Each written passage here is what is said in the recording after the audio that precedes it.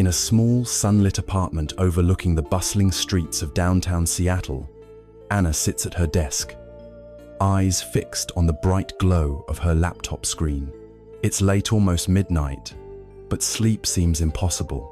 Her inbox is flooded with urgent messages.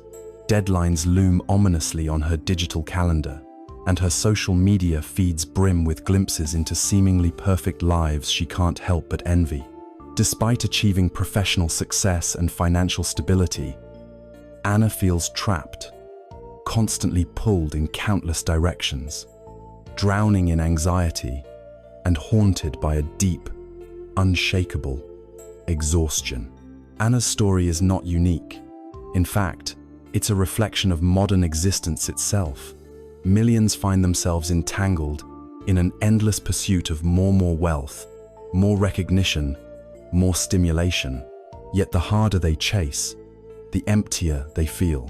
Anxiety disorders, chronic stress, and depression have become the invisible epidemics of our times, silently eroding the mental and emotional foundations of society. Underneath the polished surfaces of carefully curated lives lies a quiet desperation, a yearning for something deeper and more meaningful, a longing to reclaim a lost inner peace. But is there a way out of this relentless cycle of stress and dissatisfaction? Is it possible to find calm amidst the storm, clarity in the chaos? The ancient wisdom of Buddhism offers a profound yet practical answer. Behind every restless mind exists a silent observer, an inner witness capable of observing life clearly, free from judgment, free from suffering. This silent observer does not get swept away by temporary emotions or passing thoughts. Instead, it remains calm, clear, and present, holding the key to authentic happiness and lasting peace. This journey we're about to embark upon is not simply a theoretical exploration, it is an invitation.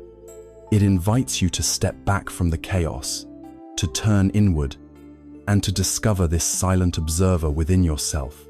Throughout this exploration, through stories, parables, and the teachings of mindfulness, you will learn to recognize the noise within your own mind and how to gently detach from it. You'll see clearly how suffering arises from misunderstanding who you truly are, mistaking your temporary thoughts, emotions, and circumstances for your real identity.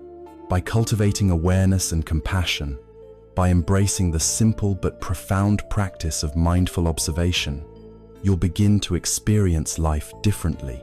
Your mind will no longer feel like a chaotic battlefield, but rather a calm river, thoughts and feelings passing through without resistance, without clinging. Gradually, peace ceases to be something you chase, after it simply becomes your natural state, available to you in every moment. Together, let's uncover the silent observer behind your mind. It's not a distant philosophical concept, but a lived experience, a gentle yet powerful awakening. No matter how chaotic the world around you becomes, no matter how loud your internal struggles seem, your silent observer waits patiently within, ready to guide you back home to inner stillness and lasting peace. The noise within. Understanding modern suffering. In the heart of a bustling city, surrounded by towering skyscrapers and streets filled with hurried footsteps, John sat alone at a cafe. It was midday, yet his mind was already exhausted from a never-ending barrage of thoughts. He scrolled mindlessly through his smartphone, absorbing fragments of information, emotions, and expectations, each more demanding than the last. Headlines screamed urgency, notifications promised instant gratification, and each message hinted at some potential disaster or opportunity missed. It felt as though his life had become nothing but noise, ceaseless and overwhelming. John is not alone. Like millions of others navigating modern life, he finds himself trapped in the clutches of incessant mental chatter. Beneath the carefully maintained facade of competence and composure, he wrestles daily with anxiety, a relentless sense of inadequacy, and a pervasive exhaustion that sleep alone cannot resolve. But what exactly fuels this modern suffering? Why, despite unprecedented comfort and technological advancement, do so many of us feel more stressed, anxious, and disconnected than ever? First, consider the nature of our modern world. It is defined by speed, convenience, and incessant stimulation. Our minds, initially evolved to handle much simpler demands, now face an unprecedented flood of input. News updates, social media feeds, endless emails, texts, images, and demands all vying for immediate attention leave little space for genuine reflection or rest. The human brain, resilient yet limited, is now tasked with continuously filtering out an overwhelming avalanche of information. This perpetual mental overload triggers stress responses designed to handle brief threats, but leaves us perpetually on edge, never truly relaxing. Imagine for a moment a simple yet profound Buddhist parable. A man once spent his days chasing his shadow. He would run towards it relentlessly, convinced that catching it would finally bring him lasting happiness. But no matter how fast or persistently he ran, the shadow always stayed, just out of reach. Exhausted and frustrated, he eventually collapsed, defeated. A passing sage observed his struggle and quietly approached him. "Why are you running after your shadow?" the sage asked gently. "Because it contains everything I desire: success, happiness, peace," replied the exhausted man. The sage smiled compassionately. "Friend, you will never catch your shadow by chasing after it. It moves with you, always ahead. If you truly wish to find peace, simply stand still, turn your face to the sun, and your shadow will fall effortlessly behind you." Just like the man chasing his shadow, we find ourselves tirelessly pursuing external validations, success, wealth, approval, pleasure that always seem just beyond our grasp. This pursuit intensifies anxiety, for every achievement soon becomes insufficient, overshadowed by the next pressing goal or expectation. Our culture continually reinforces this dynamic by glorifying productivity, wealth accumulation, and instant gratification, feeding an insatiable hunger for more. Tragically, no matter how much we accumulate, the sense of completeness we long for remains elusive. The second root of modern suffering emerges from an internal misunderstanding, a tendency to believe the stories our minds create. Buddhist teachings explain that suffering arises from attachment and identification with fleeting thoughts and emotions. When anxiety arises, we assume it defines us, that it signals something fundamentally wrong with our lives or our identity. Rather than observing anxiety as temporary and passing, we cling tightly to it, identifying fully with its narrative. We forget that thoughts and feelings come and go like weather patterns. They are transient by nature. When we mistake them for reality itself, we become trapped in a continuous cycle of reaction and despair. Consider another illustrative metaphor. Imagine your mind as the sky, open and limitless. Thoughts and emotions are like clouds passing through, some heavy and dark, others wispy and light. The sky itself never changes. It remains vast, clear, and undisturbed. It does not cling to the clouds or resist their passing. Likewise, suffering arises when we forget we are the sky, mistaking ourselves instead for the clouds. We feel heavy, burdened, and constricted because we cling to the transient, identifying deeply with temporary anxieties, desires, and insecurities. A third source of our modern distress is the illusion of constant connection. Ironically, Despite being more digitally connected than ever, our sense of genuine human connection and belonging diminishes. Digital interactions, though constant, rarely provide authentic intimacy. Social media fosters comparisons, competition, and feelings of inadequacy. Carefully curated images of others' lives create unrealistic expectations and amplify insecurities, leading to feelings of isolation, envy, and inadequacy. Rather than fostering community, these superficial connections deepen our sense of loneliness, driving many to retreat further into isolation, compounding anxiety and depression. To illustrate, think of Sarah, a successful executive whose social media presence is filled with vibrant images of travel, leisure, and glamorous events. Yet behind this facade lies profound loneliness. Each night, Sarah scrolls through her feed, comparing her reality with the seemingly perfect lives of others, feeling increasingly inadequate. Her real-world connections weaken because authentic communication feels vulnerable and risky compared to the polished, controlled interactions online. She retreats further into isolation, reinforcing her suffering, perpetuating a cycle of loneliness, masked by digital abundance.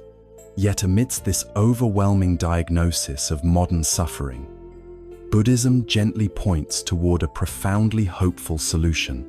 Central to Buddhist wisdom is the understanding that our suffering is fundamentally self-created and, therefore, can be dissolved through awareness and practice. The path toward liberation from this suffering begins with becoming aware of it, by recognizing clearly the patterns, habits, and mental traps that perpetuate anxiety and dissatisfaction. This awareness serves as the first critical step toward freedom. Awareness, in Buddhist terms, is more than intellectual recognition. It involves cultivating the ability to observe the mind without judgment or resistance. Instead of automatically reacting to anxiety, we learn to pause, to notice our feelings and thoughts with compassionate curiosity, as a detached observer might watch passing clouds. This gentle, non-reactive observation creates space, allowing us to see clearly the transient nature of our mental phenomena. In this clear seeing, the intensity of our anxiety and distress naturally diminishes. In John's case, when he finally learned to practice this form of gentle observation, a profound shift began.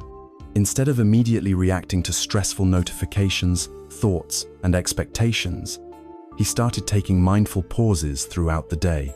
Each pause allowed him to simply notice the surge of anxiety or tension arising without immediately trying to solve it or escape. Slowly, he recognized a crucial truth. These feelings, intense as they seemed in the moment, inevitably faded when allowed to pass naturally. Over time, this practice gradually loosened the grip that anxiety had on his mind, making space for greater calm and clarity to emerge. By clearly understanding the roots of our suffering, the relentless pursuit of external validation, identification with transient thoughts, and the illusion of connection, we begin to see the path toward liberation. Buddhism invites us not to eliminate modernity, but to transform our relationship with it. We can engage with the world mindfully, recognizing clearly the difference between essential needs and endless desires, between genuine connection and superficial validation. John, Sarah, and countless others have discovered that beneath the turmoil and noise lies the silent observer, an internal place of peace, always accessible, untouched by the fluctuations of external circumstances. It is this silent observer we will explore deeply in the coming chapters, learning how mindfulness, detachment, and compassionate awareness empower us to reclaim lasting peace and clarity amid life's inevitable chaos. As we move forward, this journey will illuminate practical ways to cultivate inner quietude, embrace mindful living, and reconnect authentically with ourselves and others. Through this exploration, you too will discover the silent observer behind your mind, quiet, unshakable, profoundly peaceful, always ready to offer you refuge from the noise within. The inner observer. Introducing mindfulness. On a quiet Sunday morning, as golden sunlight gently streamed through his bedroom window, Mark found himself unexpectedly awake. It was earlier than he intended. Yet instead of returning to restless sleep or immediately reaching for his phone, he lay still. In that stillness, he noticed something curious. His mind, normally chaotic and buzzing with thoughts of tasks, anxieties, and to-do lists, was surprisingly clear. In this brief, spontaneous moment of stillness, Mark felt an unusual calmness, a subtle peace beneath his usual mental turmoil. He realized, perhaps for the first time, that something within him was quietly observing his thoughts and feelings without becoming entangled in them. It felt as though a gentle presence had awakened within him. Silent observer, calmly aware, untroubled by the fluctuations of his thoughts. This experience, subtle yet profound, points toward one of Buddhism's most powerful teachings, mindfulness, or what can simply be called the practice of the inner observer. The inner observer is not a mystical being or distant concept, but rather the innate, natural awareness always present within us, a steady presence capable of observing our mental activity without becoming attached to or disturbed by it. Mindfulness, at its core, involves intentionally cultivating and strengthening this natural ability to observe the mind clearly, calmly, and compassionately, moment to moment. But why is this practice so essential, particularly in our modern lives, characterized by constant distraction and overwhelming stimulation? The answer lies in understanding clearly how our mind typically functions when left unchecked. Consider your own daily experience. From the moment you wake until your head hits the pillow, your mind likely jumps incessantly from one thought to another, rarely pausing or resting. Each thought pulls you along emotionally, triggering reactions, judgments, anxieties, and desires. When unpleasant thoughts arise, you instinctively resist or try to avoid them. Pleasant thoughts, on the other hand, provoke craving and clinging, creating subtle tension and dissatisfaction as they inevitably pass away. Mindfulness practice gently interrupts this automatic reactivity. Rather than immediately reacting to thoughts, mindfulness invites you simply to notice them without judgment, without resistance, and without clinging. Imagine yourself standing quietly beside a flowing river. The river symbolizes your thoughts, feelings, and sensations constantly moving and changing. Your task is not to stop the river or change its flow. Rather, you simply observe it calmly and steadily, noticing each thought or emotion as it comes and goes. Over time, you realize something powerful. You are not your thoughts or feelings. Instead, you are the observer, standing quietly beside the river, aware and unattached, no longer tossed around by passing mental states. One Buddhist parable beautifully illustrates this principle. A young monk approached his master, deeply troubled. "Teacher," he lamented, "my mind is constantly disturbed. I try to meditate, but thoughts invade endlessly. How can I find peace?" The wise master responded calmly, "Sit quietly with me by this river." They sat together in silence, watching leaves and sticks carried by the current. After a while, the master said gently, "Your thoughts are like those leaves and sticks. Notice how the river doesn't grasp at them, nor push them away. It simply allows them to pass." The monk's eyes widened in understanding.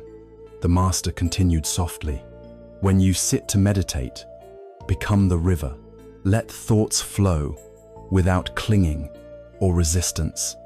In this way, peace arises naturally.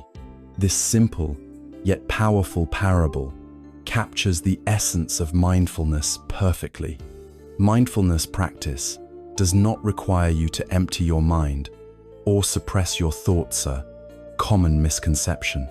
Rather, it asks you simply to observe your mind clearly and compassionately. Over time, this compassionate observation transforms your relationship with your mental states. Anxiety, stress, and tension gradually lose their power because you no longer identify so closely with them. You understand, experientially, that mental phenomena are transient and impersonal, arising and passing naturally. Practically, how can you begin cultivating mindfulness and awakening your inner observer in your daily life? First, start by setting aside a few minutes each day dedicated to mindful observation. Choose a quiet, comfortable spot. Close your eyes gently and focus initially on your breathing. Allow your attention to rest naturally on the sensation of air entering and leaving your nostrils. When thoughts arise, and they inevitably will, simply notice them gently and non-judgmentally, labeling them silently as thinking, before returning your attention softly back to the breath. In these moments, you begin cultivating the role of the inner observer consciously. The observer within you watches patiently as thoughts appear, change, and eventually dissolve. Over time, this simple practice strengthens your capacity for awareness, reducing reactivity and increasing your sense of inner peace and spaciousness. You find yourself becoming less disturbed by life's daily stresses. Tasks and interactions that previously triggered strong emotional reactions now feel more manageable. Your emotional resilience deepens because you see clearly the temporary nature of feelings, freeing you from habitual reactions. Another practical approach is bringing mindfulness into ordinary daily activities. Consider the act of drinking a simple cup of tea. Typically, you might drink tea quickly, distracted by your phone, conversations, or thoughts about the future or past. Instead, try drinking tea mindfully. Hold the warm cup in your hands, noticing its texture, warmth, and weight. Observe the aroma of the tea, how it touches your senses. Slowly and intentionally, take a sip, noticing the sensations of warmth, taste, and movement as the tea enters your body. This ordinary activity becomes an extraordinary opportunity to experience profound presence and tranquility. The inner observer awakens within simple, everyday actions. Let's return for a moment to Mark. As he explored mindfulness further, he integrated short, mindful pauses into his busy schedule. Before important meetings, or when feeling particularly stressed, Mark paused for a few mindful breaths, observing his internal state compassionately. Gradually, these brief moments of mindfulness shifted his overall sense of being. He found himself more patient and less reactive, calmer in conversations, and clearer in his decision-making. Colleagues and friends noticed a newfound groundedness, wondering what had shifted within him. Mark knew it was the gentle presence of the inner observer he was consciously cultivating each day. Importantly, mindfulness is also inherently compassionate. Observing your mind is not about harsh criticism or forced control. Instead, it involves a gentle, patient, and kind approach toward yourself and your experience. When difficult emotions like anger, sadness, or fear arise, mindfulness guides you not to suppress or deny these feelings, but instead to observe them compassionately. You recognize that suffering is universal, that difficult emotions are part of the shared human experience. This compassionate recognition softens resistance, enabling painful emotions to pass more naturally and quickly. Imagine mindfulness as a compassionate companion, walking with you through life's challenges, holding space for your experiences without judgment or pressure. This compassionate presence reduces self-criticism, fostering greater self-acceptance and emotional healing. You become gentler with yourself and others, deeply understanding the shared humanity underlying our collective struggles. Ultimately, the inner observer awakened through mindfulness is not merely a technique or temporary fix. It represents a profound shift in how you relate to your own life. Instead of identifying deeply with passing mental states, you discover a stable, compassionate presence within you, always available, always peaceful. This silent observer holds the key to genuine and lasting happiness, because peace no longer depends on external circumstances or fleeting emotional states. Your inner observer remains unshaken amidst the chaos of modern living. As you continue this journey, know that mindfulness is an unfolding process. There will be days when your mind feels clear and spacious, and others when it feels restless and agitated. Both experiences are natural, valuable, and part of the practice. The goal is not perfection, but continuous, gentle awareness. Each mindful moment strengthens the inner observer, gradually reshaping your experience of life into one marked by clarity, compassion, and profound inner peace. In the chapters that follow, we will dive deeper into specific aspects of mindfulness practice, exploring how mindful observation helps untangle deeper psychological knots such as ego identification, emotional reactivity, and habitual patterns that perpetuate suffering. But for now, remember this essential truth. Your silent observer, your compassionate inner witness, is already present within you, quietly waiting for your recognition. The path to peace, clarity, and genuine happiness begins simply with mindful observation, right here, right now. Observing the mind, recognizing impermanence, Emily stood quietly by her kitchen window, sipping her morning coffee and gazing out at the garden. Yesterday, a storm had swept through her neighborhood, leaving broken branches and scattered leaves across the lawn. Yet today, the sky was a vivid blue, sunlight warm on her skin.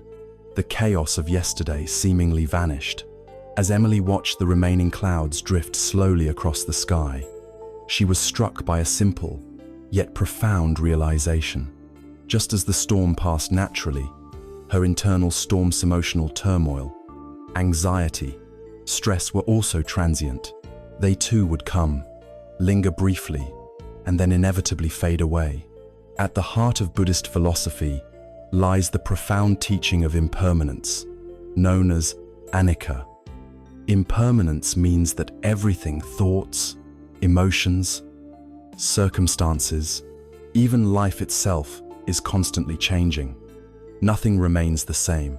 Although intellectually this truth may seem obvious, genuinely understanding and integrating impermanence into daily life can profoundly transform our relationship with our experiences, significantly reducing suffering and enhancing our inner peace.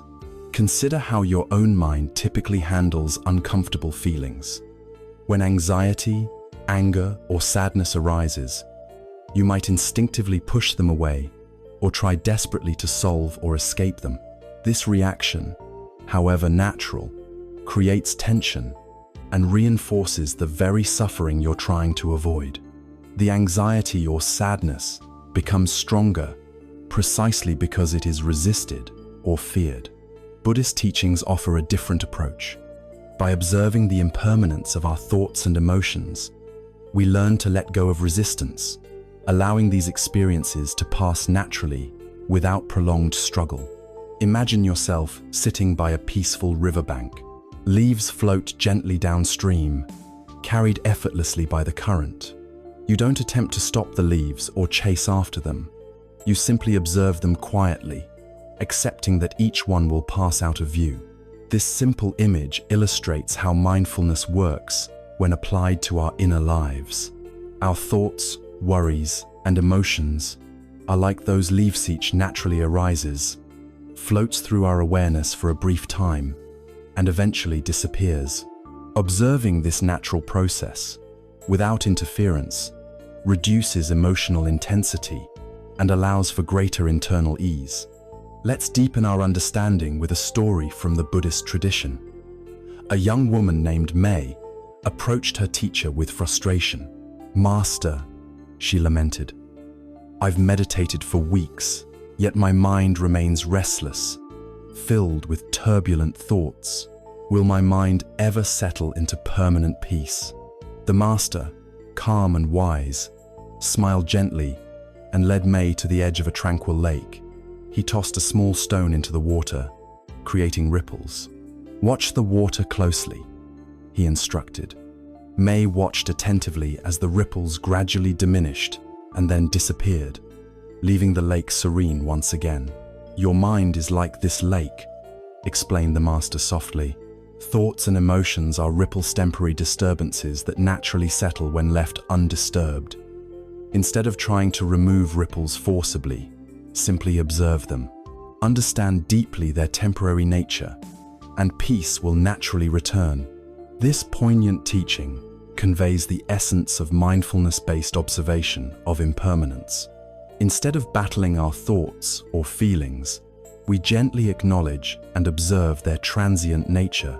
Each thought, no matter how intense or troubling, eventually fades when allowed space to pass naturally. This understanding dissolves much of our habitual anxiety.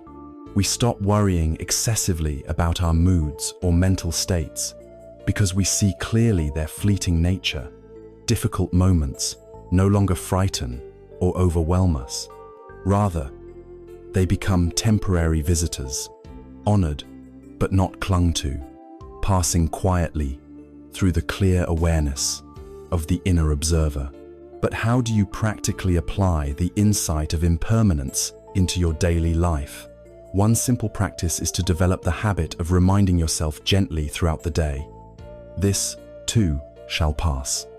Whenever you notice feelings of stress, irritation, or anxiety rising, pause briefly and acknowledge quietly, "This is temporary. This will change." This simple act of mindful recognition provides immediate relief, loosening emotional tension and fostering internal calmness. Another practical approach involves mindful journaling. Take a few minutes each evening to write down the major feelings or concerns you experienced that day. After reflecting on each, note their temporary nature. How quickly a morning anxiety or afternoon irritation passed or transformed into something different. Over time, reviewing your journal entries reveals clearly how transient your mental and emotional states truly are. This reflective practice profoundly reinforces your intuitive understanding of impermanence, reducing your attachment to fleeting experiences. Let's return briefly to Emily's story.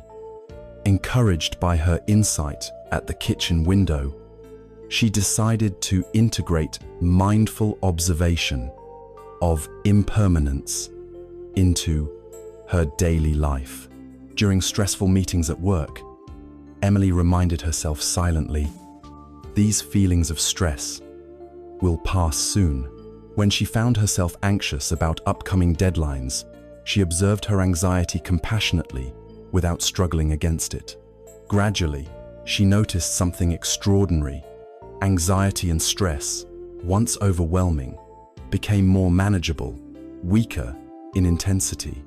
Each mindful observation reinforced her understanding of impermanence, reducing her emotional suffering and increasing her internal resilience. Of course, it's important to acknowledge that fully accepting impermanence is not always easy. Human minds naturally crave stability, predictability, and security. Facing the reality of constant change can feel initially unsettling. Yet paradoxically, embracing impermanence actually provides greater psychological and emotional stability. It frees us from futile attempts to control or cling to what cannot be controlled.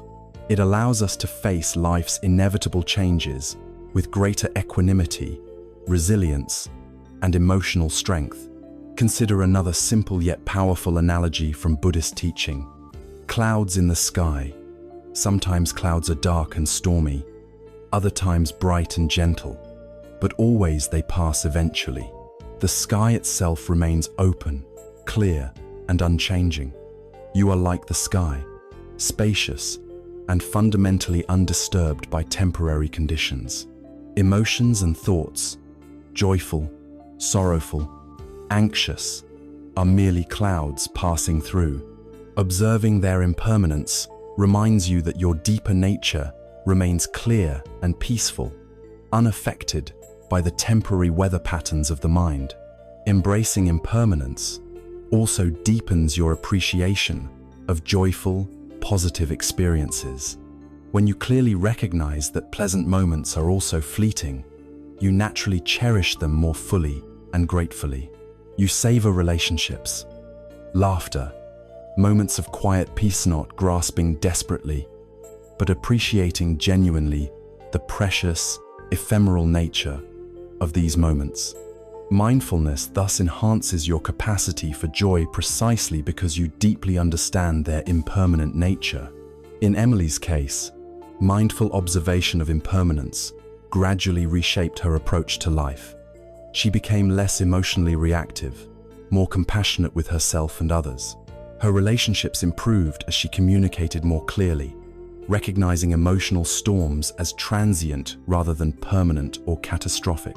Friends noticed her growing calmness and ease, remarking on her newfound peace and resilience. Emily herself recognized something powerful. By accepting impermanence deeply, she had become genuinely stronger, emotionally freer, and more authentically at peace.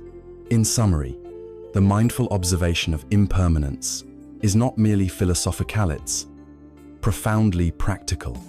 It transforms our relationship with life's inevitable fluctuations. Instead of constant resistance, anxiety, and struggle, we cultivate acceptance, ease, and resilience. We learn that our inner storms, however intense, always pass naturally. This understanding dissolves habitual suffering, replacing it with compassionate awareness and clarity. As you continue your journey, remember always this simple yet profound truth. All thoughts, feelings, and experiences, pleasant or painful, comforting or difficult, are temporary. They arise naturally and pass naturally. Your mindful observer, quietly watching from a place of inner stillness, holds the key to freedom and genuine peace. Each moment of observation strengthens your understanding, deepening your resilience, and gently guiding you back home to a place of lasting tranquility and profound inner wisdom. The false identity, ego, and its illusions. Lucas sat quietly at a corner table in a small cafe, nursing his third cup of coffee. Though it was only mid-morning, fatigue already weighed heavily on him. His mind churned with anxious thoughts, endlessly replaying a recent argument he'd had at work. Each replay intensified his frustration, strengthening his conviction that he was misunderstood and unfairly treated. As he looked out through the rain-streaked window, Lucas felt a bitter pang of resentment building within him, reinforcing a familiar yet troubling internal voice that insisted he was always right, always justified, always at the center of his life's dramas. Lucas's story illustrates something deeply familiar to all of us: the workings of the ego. Within Buddhist psychology, the ego is described as a constructed identity, built from an intricate web of beliefs, judgments, experiences, memories, and roles. At first glance, having a clear sense of personal identity might seem essential and healthy.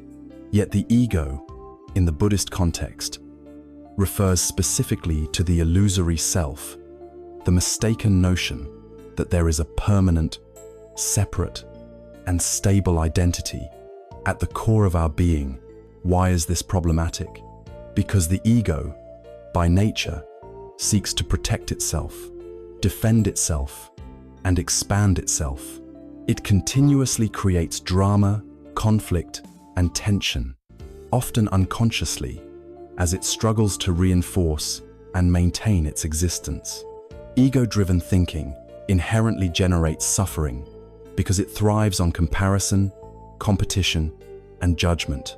It convinces us that happiness depends on being superior, being right, or possessing more.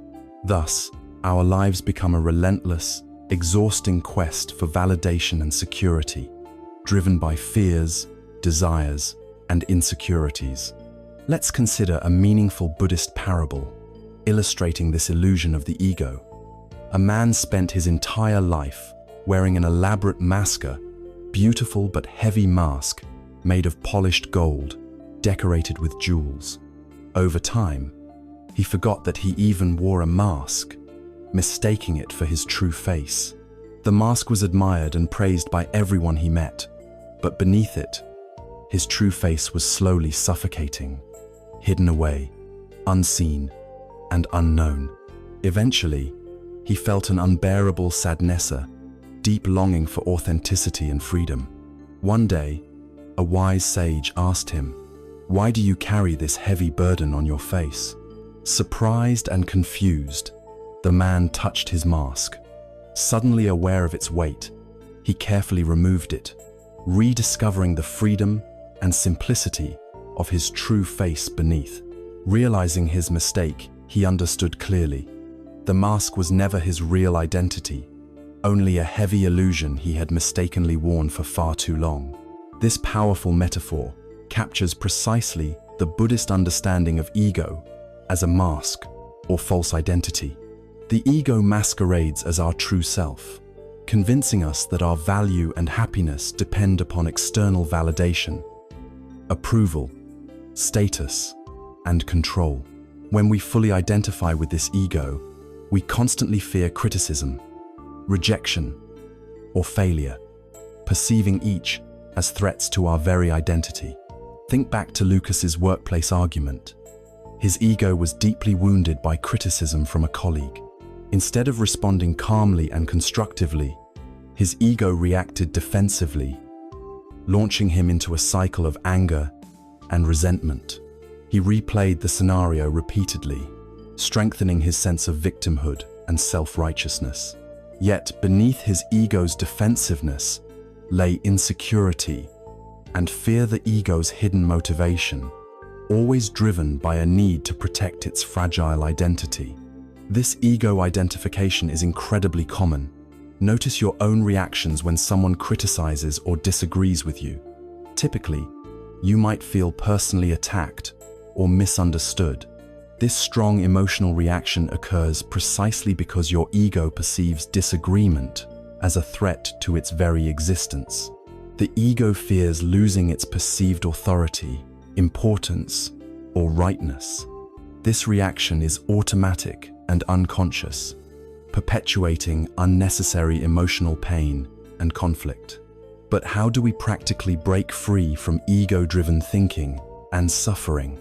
The Buddhist path offers profound yet practical guidance, beginning first with clear awareness. Mindfulness, the practice of observing our mental processes, allows us to recognize ego-based thinking as it arises. Each time you observe your thoughts or reactions objectively, without judgment, you weaken the ego's hold. Rather than blindly identifying with thoughts of superiority or inferiority, approval or rejection, mindfulness reveals clearly that these thoughts are transient, impersonal, and ultimately unreliable. Returning to Lucas, imagine him practicing mindful observation in the cafe. Instead of replaying the argument and becoming lost in ego-driven narratives, he pauses briefly and simply notices his internal reaction. This anger, this resentment, this desire to prove myself right, these are merely transient thoughts, not my true identity. In this mindful pause, Lucas realizes something powerful. He is not these thoughts or emotions.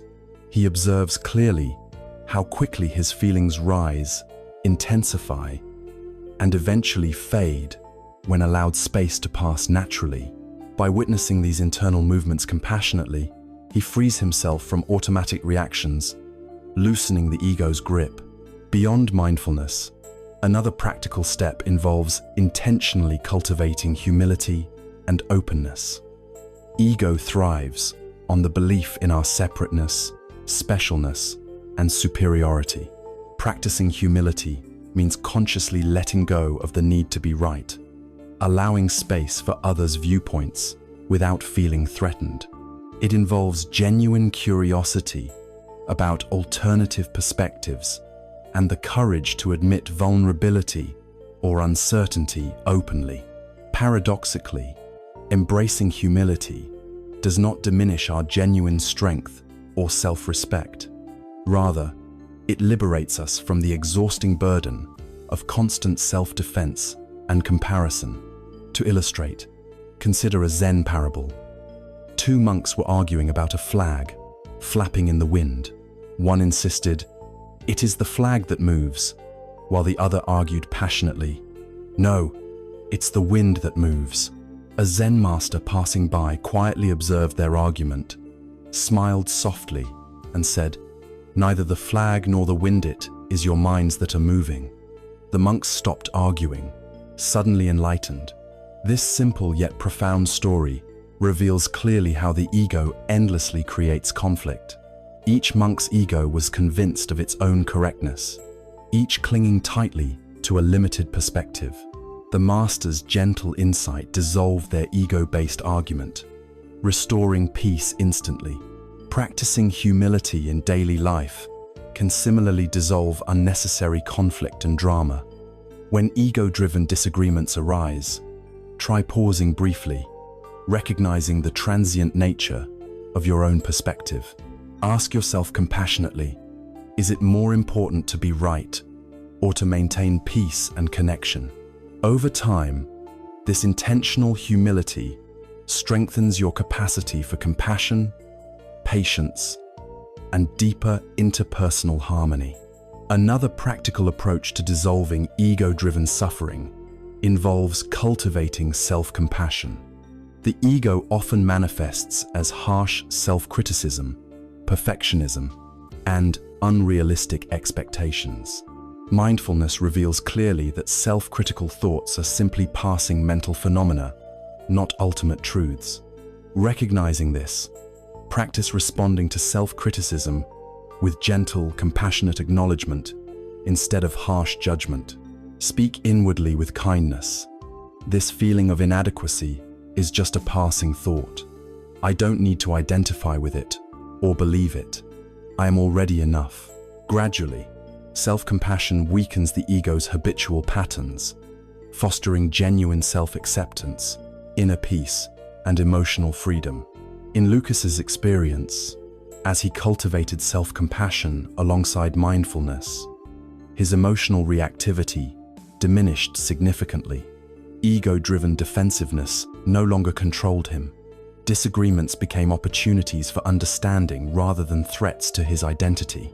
Relationships deepened because he listened more openly, communicated more authentically, and responded less defensively. He found a profound sense of inner peace and emotional freedom, recognizing clearly the illusory nature of the ego-driven self he had mistaken as his true identity. Ultimately, Buddhist teachings reveal a profound truth. Beneath the layers of ego, beyond temporary roles, beliefs, and identifications, lies a spacious, compassionate presence, your authentic self. This deeper identity, untouched by external validation or internal criticism, is inherently peaceful, compassionate, and wise. The ego, like the heavy mask in our initial parable, can be gently removed through mindful awareness, humility, and compassionate practice. As the mask falls away, your true face emerges, clearly liberated, authentic, and profoundly peaceful.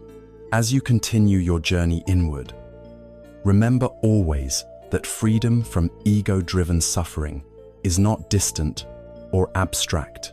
It is immediately accessible through mindful observation and compassionate practice. Each mindful moment gently weakens ego identification, revealing clearly your true nature, silent observer within, eternally peaceful and profoundly compassionate, waiting patiently to guide you toward lasting happiness and authentic inner freedom. Beyond the mask, who am I, really? In the quiet hours before dawn, Maya sat cross-legged on her bedroom floor, the soft glow of a candle illuminating her face. Her breath moved gently in and out, yet her mind wrestled with a question that had been haunting her for months. After years of chasing professional success, accumulating achievements, and performing every societal role expected of her daughter, partner, friend, employee, Maya had begun to feel like a stranger to herself. Despite her outward success, a silent emptiness echoed within. The question surfaced, quietly but powerfully. Who am I, really? This question is not new. It has echoed through the halls of spiritual traditions for millennia. In Buddhism, it stands as one of the most essential and transformative inquiries on the path to awakening. Beneath all the layers of identity, the name, the roles, the beliefs, the memories, who or what remains? When the masks fall away, what is left? The answer to this question is not given to us by the world. It is not found in titles or roles, or in mirrors or resumes. It must be discovered directly, inwardly, through the quiet unfolding of self-inquiry and mindful observation. To explore this question, we must first understand how we come to mistake the mask for the face. From an early age, we construct an identity based on how others perceive us, on the roles we play, and on the stories we tell ourselves about who we are. These identities are not inherently wrong, but they are incomplete. They are like clothes we wear, useful in specific contexts, but never our true skin. We say, I am a teacher, I am shy, I am successful, I am broken. But these statements are limited, transient, and conditional. They describe states or roles, not the essence behind them. The ego, as discussed earlier, clings tightly to these surface identities because it seeks certainty. It wants a fixed self it can defend and promote. But in truth, there is no fixed self. Buddhism teaches the concept of anatta non-self. It does not mean that we do not exist. It means that the self we usually identify with the bundle of thoughts, emotions, memories, and labels is not our ultimate identity. It is not fixed, nor autonomous, nor separate. What we call me is a fluid, conditioned processor stream of changing phenomena. When we believe the self is a solid, unchanging entity, suffering arises. When we see through this illusion, freedom begins. Let's return to the story of Maya. One afternoon, overwhelmed by emotional exhaustion, she stumbled into a local meditation group. The teacher offered a practice that would quietly change her life. The practice of asking, who am I? Not as a philosophical puzzle, but as a direct inner investigation. As thoughts arose, I am tired, I am a failure, I am not enough, she was invited not to judge them, but to ask gently, is that who I really am? Again and again, she looked inward. Beneath the thoughts, beneath the feelings, beneath the roles, she began to sense a quiet spaciousness, a presence that simply observed. That presence was peaceful, unattached, and beyond all labels. In that stillness, she glimpsed the truth. She was not the content of her mind. She was the awareness behind it. This discovery is echoed in a timeless parable. In ancient India, a group of monks found an old clay statue of the Buddha, weathered and forgotten. One night, during a storm, a bolt of lightning cracked a piece of the statue. Curious, a monk examined the crack and saw something unexpected gleaming gold underneath the clay. The monks carefully began chipping away at the outer shell and, to their amazement, uncovered a magnificent golden statue hidden beneath the layers. Over centuries, the gold had been covered to protect it during times of war, and eventually, people had forgotten what lay beneath. The clay was never the true statuette, merely concealed its radiance. You are like that statue. The identities you've built, the doubts, the accomplishments, the roles are like the outer clay, useful in the world, but never the truth of who you are. The inner gold is your awareness, silent, luminous, compassionate. It is not defined by success or failure, joy or sorrow. It simply is, and it is from this space of being that true peace arises. So, how do we uncover this inner gold? The key lies in mindful self-inquiry. Whenever you feel overwhelmed, lost, or identified with a strong emotion, pause and ask gently, who is experiencing this? If anger arises, notice it, observe it, ask, is this anger me? Or is it something moving through me? You'll begin to see that emotions are like weather, temporary, powerful, but never personal. When you observe without clinging, the sense of identification weakens. Awareness remains quiet and clear. This practice does not mean you discard your roles or responsibilities. It means you no longer confuse them with your true identity. You can be a parent, a student, a leader, or a friend while knowing you are not just that. You are the space in which these roles arise and fall. The conscious presence that is aware of your life unfolding, moment by moment. Here's another tool: silence. Not just the absence of sound, but inner silence. Try sitting quietly for a few minutes each day, simply being. No agenda, no striving. Just be the witness to your own presence. In this silence, you may notice thoughts slowing down. You may sense a gentle spaciousness behind them. This is not something to forsake, is something to allow. The more you rest in this silent awareness, the more you begin to recognize it as your true home. Let's return to Maya one final time. Months after beginning her practice, she still faced challenges. She still had moments of doubt and fear, but something had shifted. She no longer believed those moments defined her. When anxiety arose, she didn't panic, she observed. When sadness came, she didn't resist it past like a rain cloud. She had found the observer behind the mind, and in that space, she discovered freedom.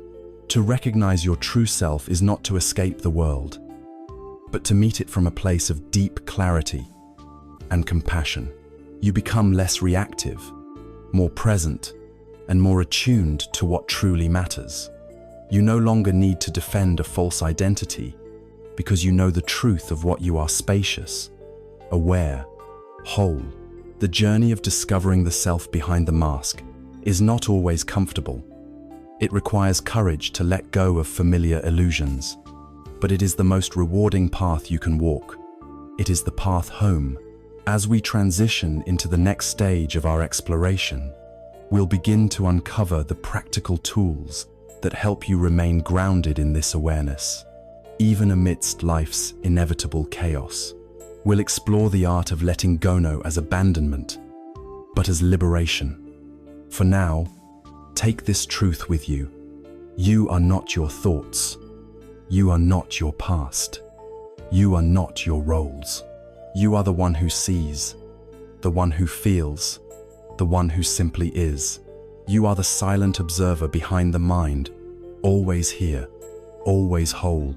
Awakening the observer, practicing detachment. On a rainy afternoon in Tokyo, a young man named Haruto sat on a crowded train, his eyes scanning messages on his phone. One of them, a short sentence from his girlfriend, pierced his heart. "I think we need a break." In that instant, his body tensed, his breath shortened, and his thoughts began to swirl. What did I do wrong? How can I fix this? What if I lose her? 1,000 stories unfolded in his mind, each heavier than the last. He looked around at the other passengers, calm, detached, immersed in their own worlds. He felt like screaming, but instead, he clenched his phone tighter, trying to stop his heart from falling apart. This moment, so ordinary and yet so deeply human, speaks to one of the most profound sources of suffering: attachment. Not love, not care, but attachment, the clinging, grasping, desperate need to control what we value. In Buddhist teaching, this is known as upadana, the mental and emotional grasping that binds us to expectations, people, outcomes, and identities. Detachment, therefore, is not indifference. It is the gentle art of letting go, not of love, not of joy, but of the illusion that we can control impermanent things. Let us begin by understanding what detachment truly means. It is a word that often gets misunderstood. People imagine it as coldness, disconnection, or apathy. But in Buddhism, detachment is the fruit of deep wisdom and compassion. It is the clear knowing that everything, thoughts, emotions, relationships, successes, phaleresis, impermanent, and that clinging to them only multiplies suffering. Think of holding sand in your hand. If you grasp it tightly, it slips away through your fingers. But if you hold it gently, it stays. Detachment is that gentle hand. It allows life to flow without trying to possess it. It allows love to exist without fear. It allows success to be celebrated without dependency. Most importantly, it allows pain to pass through us rather than becoming our prison. One of the Buddha's central insights is that suffering arises not from what happens to us, but from our resistance to what happens, a craving for things to be other than they are. The mind says, "I need this to stay," or "I can't bear this to change," and the heart contracts. When we cling to people, outcomes, or identities, we make our well-being conditional. We suffer when they leave, when they change, when they disappoint. Take Haruto's story. His pain did not arise solely from his girlfriend's message, but from his reaction to this attachment to a specific image of the relationship, his fear of loss, his internal narrative of rejection. If he had paused, if he had gently observed the storm of emotions without feeding eth, would have seen that those emotions, like the rain against the train window, would eventually pass. He would have found, beneath the sorrow, a space of stillness. That space is the beginning of true detachment. There is a beautiful Zen parable that illustrates this wisdom.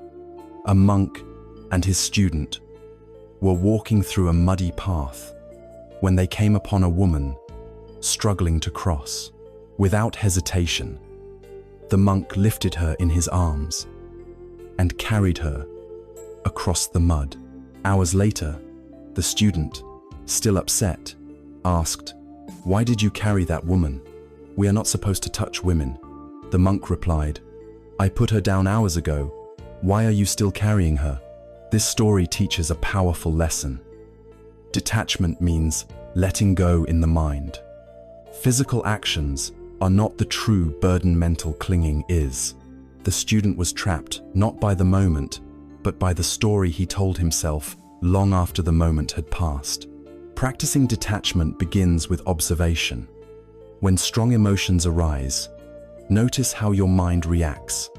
Do you cling to anger? Do you replay the insult, fueling the fire? Do you chase joy, fearing its departure? Begin to recognize the signs of attachment: tension in the body, obsessive thinking, fear of loss, anxiety about control. With each recognition, pause, breathe, witness. You are not the storm. You are the sky it moves through. One of the most accessible entry points to detachment is the breath. In every inhale and exhale, impermanence is made visible. We take in, we let go. We do not cling to breath, yet life continues. Try this. Sit quietly for a few minutes each day and simply observe your breath. Notice how it arises and dissolves naturally. As thoughts and emotions arise, observe them in the same way. Label them gently. Thinking, feeling, remembering. Let them come, let them go. You don't need to hold on to anything. Another powerful practice is learning to let go of the outcome. This doesn't mean you give up effort or ambition. It means you release your need for control over results. You still act, you still care, but your happiness no longer depends on the outcome aligning perfectly with your expectations. This is called non-attachment to results. In the Bhagavad Gita, it is expressed as, "You have a right to your actions, but not to the fruits of your actions." The Buddha taught the same. Act with mindfulness and compassion, then let go. To live with detachment is to live with presence. You no longer live in the imagined future or the regretted past. You rest in what is, allowing it to move as it must.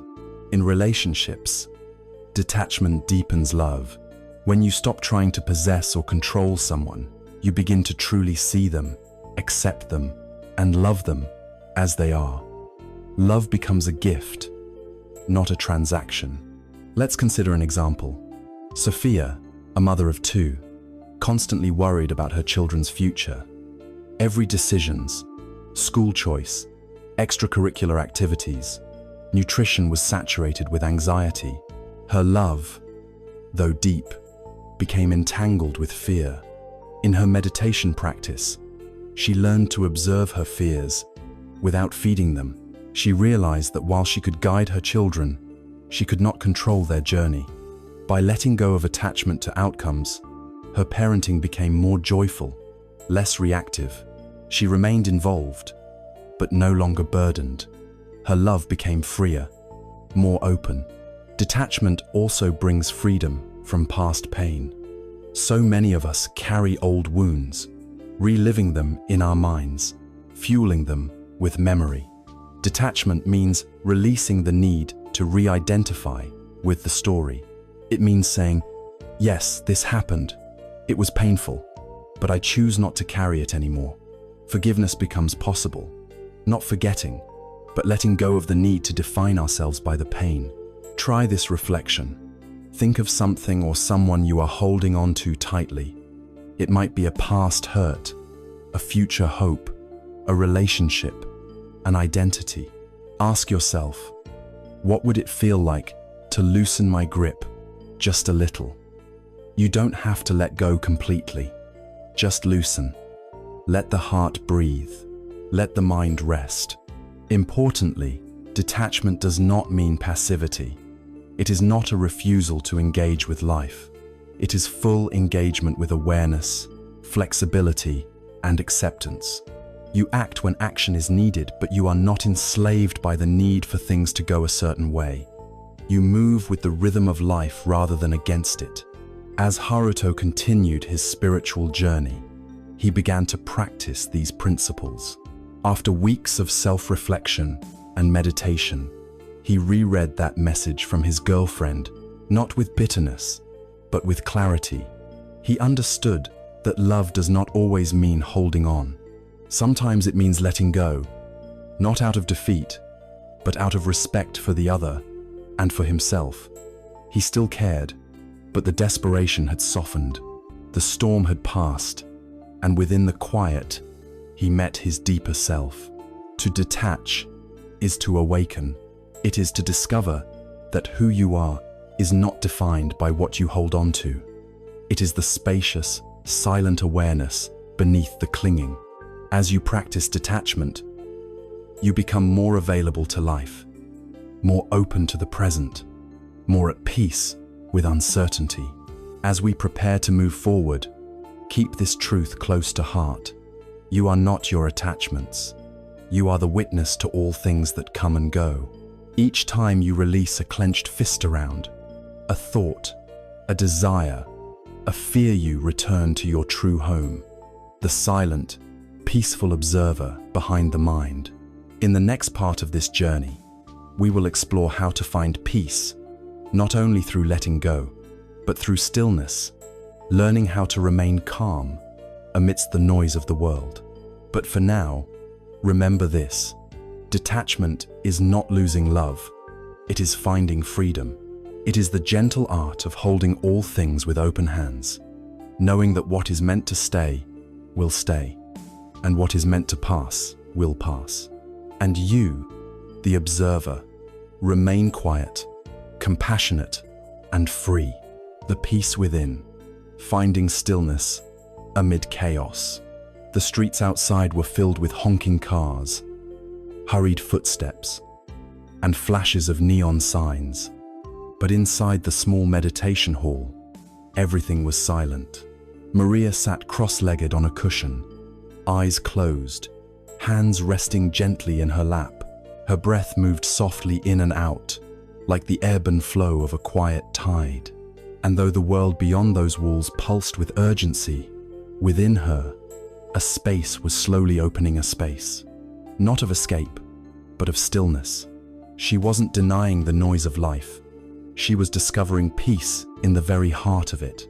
In today's world, stillness is almost a foreign concept. We live in a culture addicted to movement. Every second of our lives is saturated with information, sound, screens, demands. We are taught to be productive, responsive, busy. In this relentless motion, many of us have forgotten how to simply be. Even in moments of rest, our minds remain frantic, planning, worrying, judging. We lie in bed and scroll. We walk and think. We eat and worry. We exist in a state of near constant mental unrest. But Buddhism teaches something revolutionary and yet deeply intuitive: that peace is not something we find outside of ourselves. It's not in the vacation, or the job promotion, or the ideal relationship. True peace, unshakable peace, arises from within, from the quiet recognition of our own awareness, from the stillness that already exists beneath the surface noise of our minds. The goal is not to eliminate the chaos around us, but to discover the eye of the storm, the calm center that remains unmoved, even as life whirls around it. Stillness is not passivity. It is presence. It is the quality of being fully awake in this moment, without being swept away by it. It is not about sitting in silence all day. Rather, it is about carrying silence with you into your relationships, your work, your challenges. It's about cultivating an inner posture of receptivity and calm, no matter what the external conditions may be. There is a story of a king who commissioned the greatest artists in his land to paint an image of peace. Many returned with beautiful landscape sets over tranquil seas, birds flying over open fields. But one painting stood out. It depicted a stormy sky, dark clouds roiling above a jagged mountain. In the center of the painting was a waterfall crashing down a cliff. But nestled behind the waterfall, barely visible, was a small nest. In that nest, a bird sat calmly on her eggs, completely undisturbed by the chaos around her. The king declared this the winner. "This," he said, "is true peace, not the absence of noise, but the presence of serenity within it." So how do we cultivate this kind of peace? How do we train ourselves to rest in stillness, even as the world demands motion? The first step is mindfulness specifically. Mindfulness of being rather than doing. Often, our identity becomes tied to action. We are what we produce. But stillness invites us to simply be, to breathe, to feel, to observe, to rest in the awareness of the moment without trying to change it. When you sit down and close your eyes and observe your breath with no intention, but to notice this is a radical act. You're turning your attention away from the world's noise and back toward your own presence. Try this. In the middle of a busy day, take 3 minutes. Pause what you're doing. Sit or stand quietly. Close your eyes if you can. Take a deep breath in, then out. Listen to the sounds around you, the sensations in your body, the beating of your heart. Feel yourself arrive in the present. This is the beginning of inner stillness. It's not about duration, it's about depth of attention. In even one mindful breath, you can return to yourself.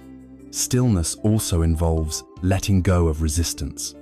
We often resist life, judging it, pushing against it, trying to force it to fit our expectations. But resistance creates tension. Stillness, in contrast, is rooted in acceptance.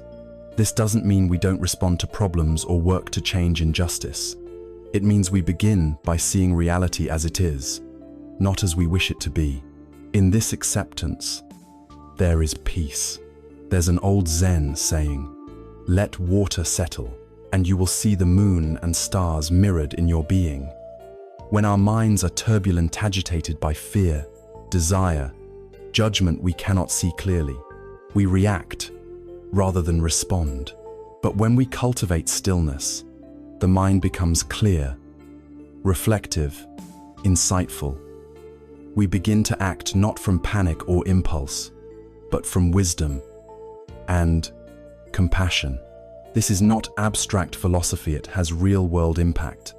Take Julia, a corporate executive whose days were packed with meetings, deadlines, and high-stakes decisions. She often felt overwhelmed and reactive, snapping at colleagues and losing sleep. After attending a silent retreat, she began integrating moments of stillness into her workday. A few breaths before opening her laptop, a minute of silence before important meetings, a daily walking meditation during her lunch break. Over time, something shifted. She became less reactive, more present, more attuned to her colleagues and herself. The chaos didn't stop, but it no longer controlled her. She had found the still point within. Stillness also reconnects us with our deeper values. In silence, we hear what is often drowned out, the quiet call of intuition, the whisper of compassion, the gentle yearning for authenticity. Many of us rush through life, following scripts written by other society, parents, peers. But in stillness, we hear our voice. We remember what truly matters. We remember who we are. Try asking yourself this simple question in stillness. What am I running from? The answer might surprise you. Sometimes, the noise and activity we surround ourselves with are forms of escape from discomfort, from emptiness, from fear. But when we face these feelings directly, in silence, we discover they are not monsters, but messengers. They soften, they teach, they pass, and we are still here stronger, clearer, more whole. There is also a sacred aspect to stillness. Many spiritual traditions describe the divine, not in sound or movement, but in silence. In Buddhism, samadhi, deep concentration, leads to prajna, or wisdom. In that deep inner silence, the mind becomes transparent, and we glimpse the nature of reality itself, ever changing, interconnected, luminous. We no longer feel separate from life, but part of its great unfolding. This experience, even if fleeting, plants a seed of peace that grows with practice. Let us not forget that stillness is also an act of compassion. When you create space in yourself, you become a refuge for others. Your calm becomes contagious. Your presence brings comfort. In a world filled with noise, someone who listens deeply, who speaks slowly, who moves mindfully is a blessing. When you practice stillness, you are not only healing yourself, but also contributing to the healing of the world.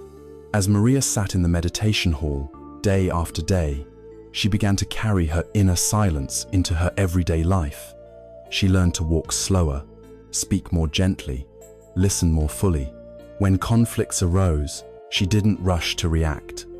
She paused, she breathed, and in that pause, she found space to choose, to respond with clarity rather than emotion. People began to notice. Friends said she seemed more grounded, more luminous. But Maria knew the truth. She had simply remembered the stillness that had always been there, waiting beneath the noise. Stillness is not a destination. It is not something we achieve and hold forever. It is a practicer returning again and again to the ground of being. It is a daily act of courage in a world that rewards haste, but it is also a source of profound nourishment. In stillness, we heal, we remember, we come home. So, the next time life feels overwhelming, pause. Don't escape, turn inward. Listen, breathe, feel the ground beneath you. Witness the movement of your thoughts without joining the dance. And there, in that quiet space, you may hear a familiar voice, the voice of peace, the voice of your truest self. As we prepare to explore the next part of this journey, how to live with joy, not as fleeting pleasure, but as deep contentment, remember this: you do not need to fix the world to find peace. You only need to return to the stillness within. Amid the chaos, you are the calm. Amid the storm, you are the sky. Let this knowing carry you forward softly, surely, silently. Contentment without craving, the joy of enough. Ethan leaned against the railing of his apartment balcony, watching the city glow beneath him. The night air was cool, and everything around him shimmered with life cars humming, lights flickering, voices rising from the street.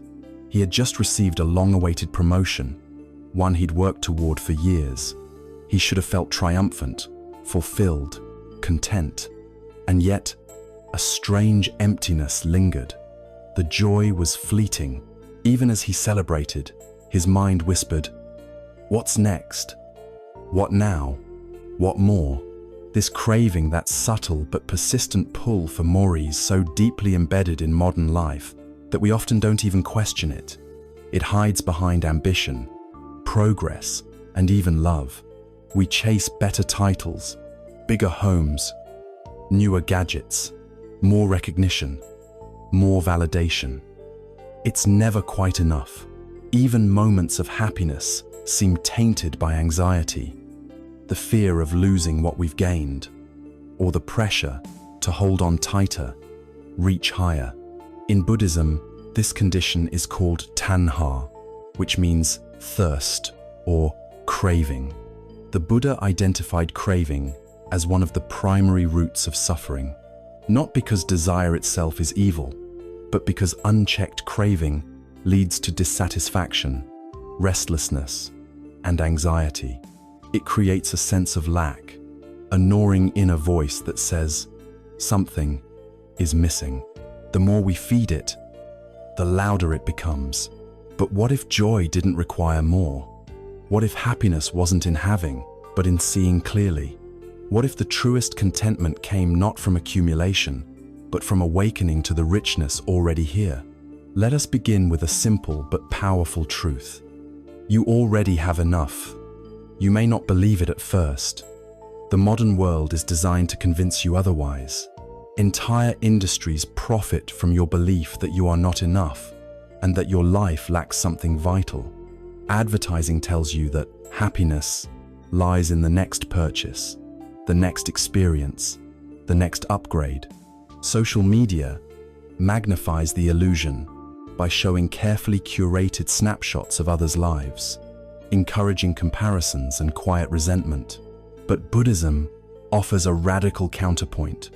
True joy arises from contentment, the deep, settled sense that what you have, what you are, in this moment, is enough.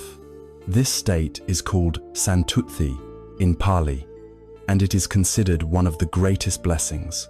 It is not complacency, but clarity. It is not passivity, but presence. When the mind no longer grasps at what is not here, it opens to the full beauty of what is. Consider the story of a wandering monk who carried only a bowl and a robe. One day, he sat beneath a tree to meditate when a young man approached and asked, "Master, how can you be happy with so little?" The monk smiled and replied, "Because I see clearly that nothing is missing." This simple answer contains profound wisdom. The monk's joy did not depend on possessions or circumstances, but on perception. He was awake to the present, not caught in the trance of craving. In our own lives, we can begin to cultivate this freedom by practicing gratitude. Gratitude is the antidote to craving. It reorients the mind from what is lacking to what is abundant. And when we look closely, we see that abundance is everywhere, in the breath that sustains us, the sky above, the food on our plate, the kindness of a stranger, the quiet strength of a friend. Gratitude does not require grand gestures. It is a way of seeing, and it is available in every moment. Try this. Each morning, before reaching for your phone or entering the world's noise, take a few breaths and silently reflect on 3 things you are grateful for. They can be small warm water, a restful sleep, the sound of birds outside your window. Let yourself feel the gratitude, not just list it. Over time, this practice reshapes the mind. You begin to notice blessings where you once saw lack. Another powerful practice is simplifying. The less cluttered our external and internal lives, the more space there is for peace. Simplifying doesn't mean renouncing all possessions. It means choosing intentionally.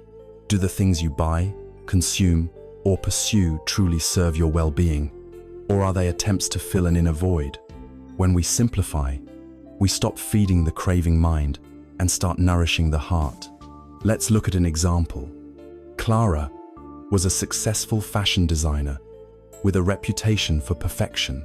Her life looked beautiful from the outside, stylish, elegant, curated, but she often felt tired, anxious, and unfulfilled. After reading about Buddhist simplicity, she began to declutter not just her wardrobe, but her schedule, her home, even her self-image. She began spending time in nature, meditating, and doing acts of quiet service. Her joy deepened, not because she had more, but because she needed less. For the first time in years, she felt free. Detachment from craving also involves examining our inner narratives. Often, the craving for more is not about things, but about being enough. We crave admiration because we fear we are invisible. We crave control because we fear uncertainty. We crave love because we fear we are unlovable. The craving mind is not the enemy. It is wounded, confused, reaching for peace in all the wrong places. When we meet it with compassion rather than judgment, something softens. We begin to see that our deepest longing is not for status or stuff, but for presence, connection, meaning. In meditation, we can gently watch the craving mind arise. A desire appears. I want this. I need that. We notice it, name it, but we don't obey it. We return to the breath.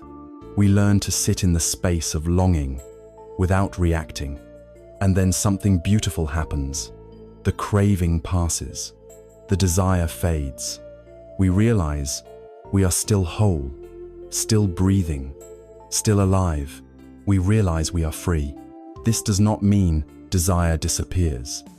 It means desire no longer controls us.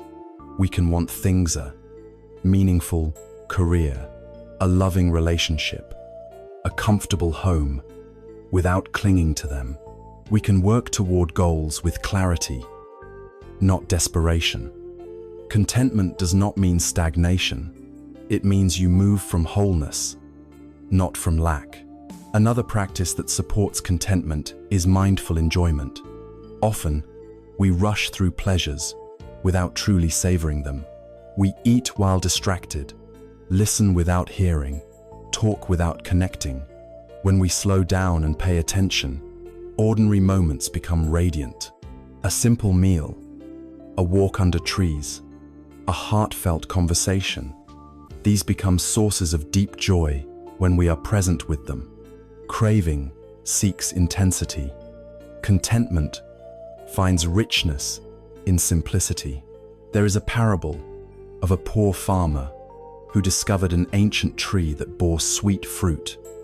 He was overjoyed. Each day, he ate from the tree, feeling nourished and blessed.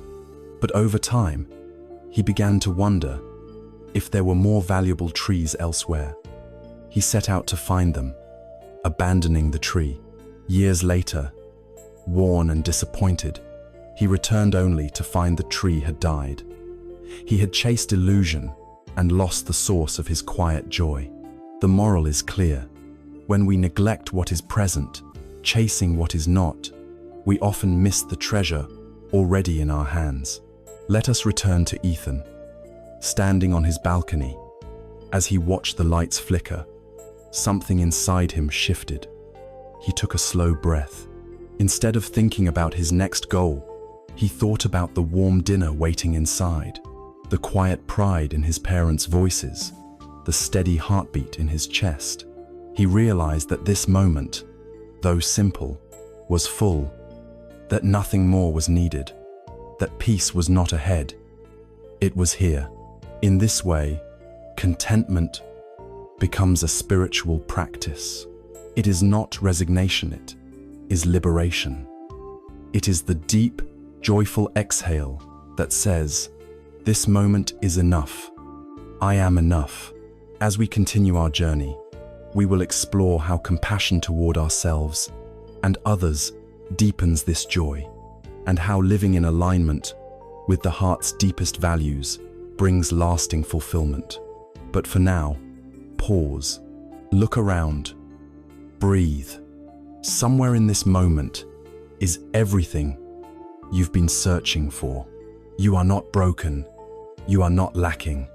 You do not need to become more. You need only to see clearly, kindly, gratefully. And in that seeing, joy arises quiet, steady, and free from craving. This is the joy of enough. This is the peace that craving cannot touch. Compassion as a path, healing ourselves by loving others. In a quiet clinic in the outskirts of San Francisco, an elderly nurse named Lena stood beside a young man trembling in a hospital bed. His face was pale, his arms marked by the scars of addiction. As she adjusted his blanket, he whispered, "Why are you so kind to me? I've messed everything up." She paused, placed a gentle hand over his, and replied softly, "Because I see that you're hurting. That's all I need to know." This moment, though simple, holds the essence of a powerful truth. Compassion is transformative. It reaches beyond judgment, beyond fear, beyond the small self. In Buddhism, compassion is not a passive feeling, it is a deep, active force that heals, unites, and liberates. The Sanskrit word for compassion is karuna, and it is considered one of the highest virtues on the path to awakening. Without compassion, wisdom becomes cold and distant. With it, Even suffering becomes a gateway to connection and growth. Many of us think of compassion as something we give to others, but the path of compassion begins within. Often, our harshest judgments are not aimed at the world but at ourselves. We carry silent burdens, shame for our mistakes, guilt for what we couldn't do, and relentless inner criticism. We try to fix ourselves with self-discipline, self-improvement, self-denial, yet what we often need most is self-love. Not the love that flatters or inflates the ego, but the love that sees clearly and stays anyway. The Buddha taught that all beings suffer, and that recognition is the root of compassion. When we acknowledge our own pain without flinching, we soften. We begin to understand the pain of others. A cracked heart becomes more open, more human, and from this place, we can begin to respond to the world, not with defense, but with tenderness. But how do we cultivate compassion? How do we turn it from a fleeting emotion into a way of living? The first step is seeing clearly. So much of our suffering arises from misunderstanding, thinking others are enemies, that we are separate, that our pain isolates us. In truth, suffering is the common ground of humanity. No one escapes it. The person who cuts you off in traffic may be rushing to the hospital. The angry cashier may have just lost a loved one. The friend who seems distant may be battling depression. When we pause and look deeper, our initial judgments soften into understanding. Consider the story of a monk who sat in meditation in a forest. One day, a man came running through, bumping into him rudely. The monk stood, startled, but said nothing. The next day, the man returned, weeping. "I am sorry. Yesterday I was running to save my child. I didn't mean to harm you." The monk nodded kindly. "I understood," he said. "That's why I did not hold anger." This story reminds us that we rarely know the full story. Compassion gives us space to act with patience, not impulse. The second step is practicing loving kindness, or metta. This is a formal meditation practice where we direct wishes of well-being toward ourselves and others. It begins simply, "May I be happy, may I be safe, may I be peaceful." At first, it may feel awkward, but over time, the heart begins to open. We then extend those wishes outward, to friends, to strangers, to people we struggle with, and finally, to all beings. Metta is not about forcing emotion. It's about training the heart to respond with warmth, even in the absence of personal connection. It reminds us that every being, like us, seeks happiness and fears pain. When we remember this, our instinct to compete or condemn weakens. We move from separateness toward unity. A powerful example of this comes from the life of Dipa Ma, a revered Buddhist teacher. One of her students asked, "How do you deal with people who are cruel or harmful?" Dipa Ma answered with great calm, "You must love them the most. They are the ones who suffer the most." Her answer was not naive. It was rooted in deep insight. People cause harm when they are disconnected from their own hearts. Compassion does not excuse harm, but it sees the suffering underneath it. Still, compassion does not mean boundarylessness. Part of compassion is discernment. We can love others while protecting ourselves. We can forgive while still walking away. We can care deeply without enabling harm. This balance is called wise compassion, the ability to hold empathy and truth together. It allows us to be kind without losing clarity and firm without closing our hearts. Let us also remember that compassion is a practice, not a personality trait. No one is born endlessly patient, unconditionally loving, or perfectly kind. We grow these qualities through intention and effort, just like we train the body in movement or the mind in focus. And we begin where we are with the small gestures. listening fully, speaking gently, offering help without expectation. Try this practice. Once a day, perform one act of compassion without being noticed. Leave a kind note, hold a door, offer silent wishes of peace to someone in pain. These acts may seem small, but they shift the heart's center. Compassion grows not through grand gestures, but through repeated intention. Also, be mindful of self-compassion, especially in moments of struggle. When you fail, instead of collapsing into shame or lashing out with blame, try saying to yourself, "This is hard, I'm hurting, may I be kind to myself." These words, repeated gently, can change the internal climate. They can turn the storm into rain, the judgment into space. Remember the parable of the second arrow. The Buddha once asked, "If a person is struck by an arrow, is it painful?" "Yes," the monks replied. "And if they are struck by a second arrow, is it even more painful?" "Yes," they answered again. "The first arrow," he said, "is the unavoidable pain of life. The second arrow is our reaction, our self-judgment, our resistance, our blame. With mindfulness and compassion, we can avoid the second arrow." This story reminds us, pain is inevitable, but suffering is optional. Compassion is what helps us put down the second arrow. Let's revisit Lena, the nurse from the beginning. She had her own painful past, an estranged son, years of regret, a heart softened by time. But instead of closing, she chose to stay open. She brought tea to patients. No one visited.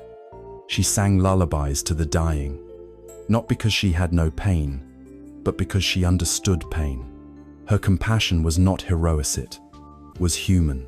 It was the choice, made daily, to keep her heart open in a world that often asks us to close. In that, she was no different from you. You don't need to be perfect to be compassionate. You don't need to fix the world. You only need to show up again and again with presence and care. You only need to see suffering not just as something to avoid, but as something that connects us. In a world filled with pain, your kindness is a light. Your listening is a balm. Your patience is a prayer. Compassion does not remove suffering, but it transforms it. It turns wounds into bridges. It turns isolation into connection. It turns the heaviness of pain into the warmth of care. And the most beautiful part? The more compassion you give, the more peace you receive. As we prepare to explore the next chapter, the nature of forgiveness and emotional healing, let this truth settle in your heart. Compassion is not just something you offer to others. It is the doorway to your own liberation. Every time you choose love over fear, gentleness over judgment, connection over separation, you return home to your truest self, the silent observer, steady and loving behind all things. In the end, as the Buddha said, hatred never ceases by hatred, but by love alone is healed. Let compassion be your guide. Let it be your strength. Let it be your way forward. Forgiveness, releasing the chains of the past. The sun had just begun to rise when Samuel stood on the edge of the old wooden dock, looking out at the stillness of the lake. His reflection shimmered softly in the water, older now, more weathered, yet carrying the same wound he had harbored for decades. A betrayal, years past, still lived within him like a stone pressed into the chest. It had changed the course of his life. Stolen friendships hardened his voice, and yet the one who had hurt him was gone. He was alone now with the pain, with the story, with the question he had avoided. Could I ever forgive? Forgiveness is often spoken of as something noble, even spiritual. But to the wounded heart, forgiveness can feel like surrender, like letting someone get away with harm. The idea of releasing anger or resentment can stir up fear. Fear that we will forget, that we will be hurt again, or that our pain will be invalidated. Yet Buddhism offers a different view. Forgiveness is not for the one who hurt you. It is for you. It is not an act of condoning harm, but a profound release of the suffering that clings to pain, like skin to bone. In Buddhist philosophy, forgiveness is a form of letting go, cessation, of upadana, or clinging. When we hold on to resentment, anger, or hatred, we bind ourselves to the very person or event that caused harm. We carry the past into the present, reliving it over and over. The mind builds a fortress of stories, justifications, accusations. Each time we recall the pain, we strengthen the chains that keep us tied to it. But the truth is simple and deeply freeing. What has happened cannot be changed. No amount of anger can undo the past. No amount of bitterness can rewrite the script. What we can change is our relationship to the past, how tightly we grip it, how much space it occupies in our hearts. Forgiveness, in this light, is the act of loosening the grip, allowing the wound to breathe, and ultimately, to heal. There is a famous story from the Buddha's life. A man named Angulimala had committed terrible acts. He was a feared murderer who later encountered the Buddha in a forest. Expecting fear or condemnation, Angulimala instead found calmness and compassion. The Buddha saw beyond his past into his capacity to change. Deeply moved, Angulimala renounced violence and became a monk, eventually attaining deep spiritual realization. Though villagers continued to hate and fear him, the Buddha reminded them and us that the present moment is always capable of redemption. We are more than the worst things we've done, and those who have harmed us are, too. This does not mean forgiveness is easy, nor does it mean we forget or deny pain. Buddhism encourages us to honor our feelings fully. If there is grief, let there be grieving. If there is anger, let it arise mindfully, without being consumed by it. The practice is not to suppress emotion, but to witness it with awareness. Over time, we learn to sit with the pain rather than react to it. And in that stillness, forgiveness becomes possible no as a forced obligation, but as a natural result of compassion and wisdom. Let's take the story of Amina. She was a school teacher whose brother was killed in a senseless act of violence. For years, she carried deep resentment, not just toward the perpetrator, but toward life itself. Her grief became a wall between herself and the world. But one day, she attended a retreat where the teacher gently introduced the idea of forgiveness not as a favor to the killer, but as a gift to herself. Skeptical, Amina began a simple practice. Each morning, she would place her hand on her heart and say, "May I be free from hatred. May I live with peace." She said it through tears, through gritted teeth, through silence. Months passed. Slowly, something shifted. The tightness in her chest began to loosen. She still felt grief, but it no longer poisoned her. She had not forgotten her brother, but she had stopped imprisoning herself with pain. Forgiveness unfolds in layers. It may begin as a conscious intention. Even when the heart is not yet ready, we set the direction. I wish to be free. I do not want to carry this anymore. Then we wait. We practice. We soften. Sometimes, forgiveness takes years. That's okay. The goal is not speed, it is sincerity. There are two sides to forgiveness: forgiving others and forgiving ourselves. Often, the second is harder. We hold ourselves to impossible standards. We judge our past mistakes with the harshness of hindsight. We replay our regrets, wondering what we should have done, who we should have been. This inner torment can last a lifetime unless we interrupt it with compassion. The Buddha understood this. One of his core teachings is that we are always evolving. Our actions in the past were shaped by our understanding at the time. If we knew better, we might have acted differently, but we didn't. And that's okay. What matters most is what we choose now. Self-forgiveness begins by seeing our humanity clearly. We are not perfect. We are learning.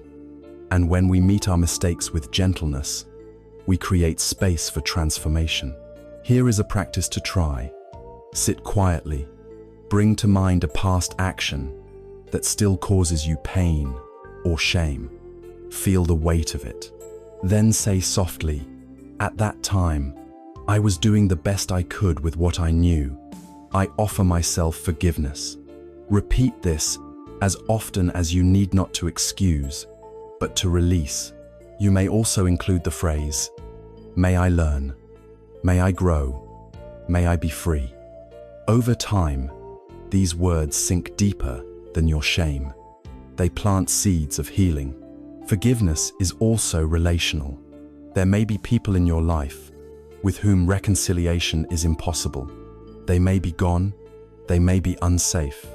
Buddhism does not ask you to reconcile externally. Forgiveness can be internal.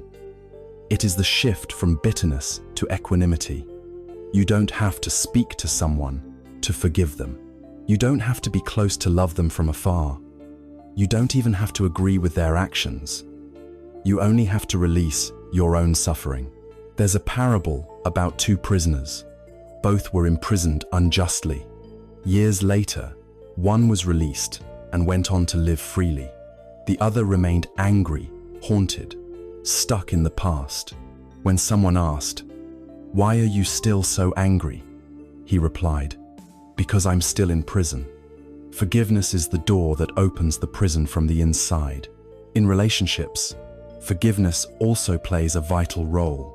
Long-term connections, be it romantic, familial, or platonic, are bound to encounter misunderstanding and hurt. Without the capacity to forgive, these wounds calcify. But with forgiveness, relationships can deepen. Vulnerability is met with compassion. Mistakes become opportunities for growth. Forgiveness is the glue that holds imperfect love together. Let us remember this. Forgiveness is strength. It is not weakness. It takes courage to release the desire for revenge. It takes wisdom to see the futility of clinging to pain. It takes love to offer someone, even yourself, a second chance. Samuel, on the dock, took a deep breath.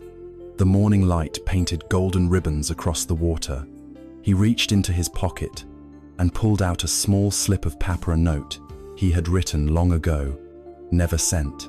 It said simply, "I forgive you. I release you. I free myself." With trembling hands, he let the note fall into the lake. The ripples spread outward. Something in his chest softened. For the first time in years, he felt light. As we move forward in this journey into the realms of resilience, transformation, and deeper awareness, carry this truth like a lantern. You are not your pain. You are not what happened to you. You are the one who can choose to let go.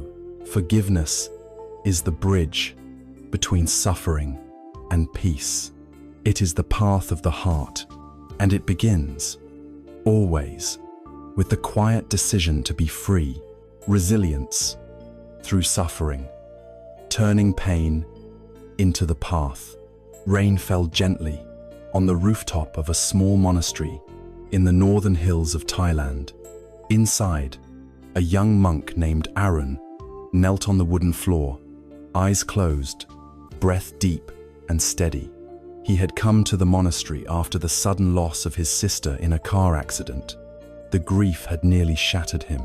But in that stillness, Under the watchful guidance of his teacher, he began to discover something unexpected, a space within the pain, not beyond it, not after it, but within it that held stillness, wisdom, and a different kind of strength. It was not the absence of sorrow, but the transformation of it. It was resilience. In modern culture, resilience is often portrayed as toughness, the ability to push through, to fight, to never give up. But the Buddhist view of resilience is quieter, deeper, and more inwardly rooted. It is not built from resistance, but from acceptance. It does not mean we are unaffected by suffering, but that we meet suffering with awareness, compassion, and flexibility. It is not about building walls, but about deepening our roots so we can bend without breaking. At the core of Buddhist teaching is a paradox. Suffering is not the enemy, it is the teacher. The first noble truth is not meant to discourage us, but to awaken us to reality. Suffering is part of life. Birth, aging, sickness, loss, disappointment, impermanence, these touch every life. No one escapes. But in acknowledging suffering directly, without denial or avoidance, we find the beginning of freedom. As the Buddha said, the wound is the place where the light enters. Why does suffering often deepen us? Because it brings us face to face with our limits. It strips away illusion. It humbles the ego. In the rawness of grief, illness, or loss, the noise of the world fades, and we are brought to the present moment, not by choice, but by necessity. And in that moment, we begin to see more clearly what truly matters, what remains when all else falls away. Let's explore the key ways in which Buddhism teaches us to develop resilience. C-note, by suppressing pain, but by walking through it with presence and purpose. E. Facing reality without resistance.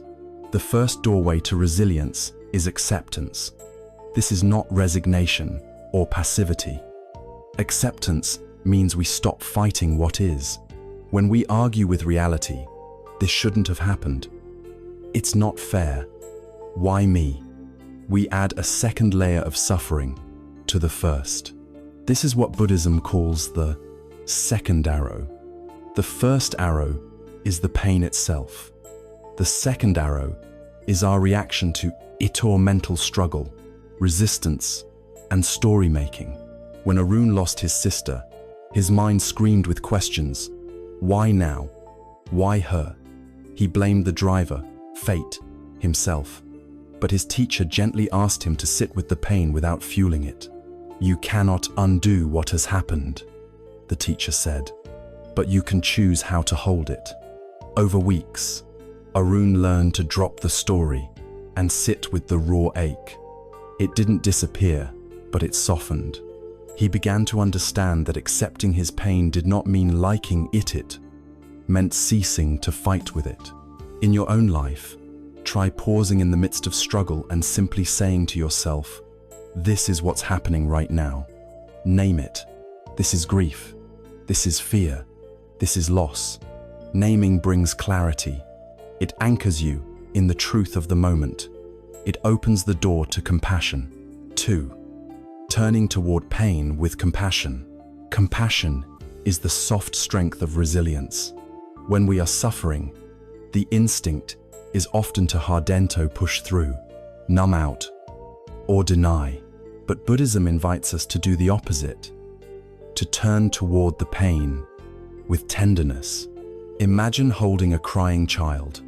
You wouldn't scold them for being upset, you would soothe, cradle, and comfort. Your suffering deserves the same. Place your hand over your heart and whisper gently, I'm here. I see you. I care. These simple words can be profoundly healing. One practice that cultivates resilience through compassion is tonglen, or sending and receiving meditation. You breathe in the pain your own or others, and breathe out relief, peace, or love. It sounds counterintuitive, but it teaches us to stop resisting pain and to transform it with the power of care.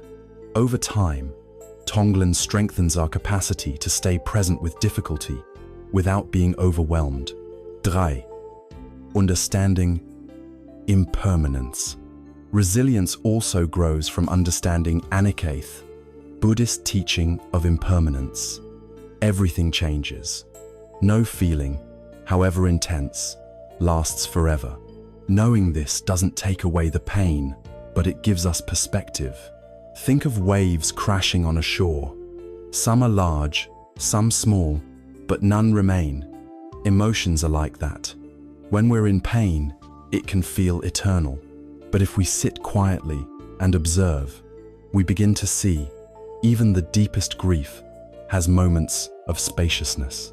Even in sorrow, there are pauses, breaths, sunlight between the clouds. Try observing your emotions like a scientist, watching weather patterns. You don't try to stop the storm, you just notice. Anger is here. Now it's softening. Now sadness is rising. This kind of non-judgmental awareness keeps you from being swept away. It anchors you in the truth. This too will pass.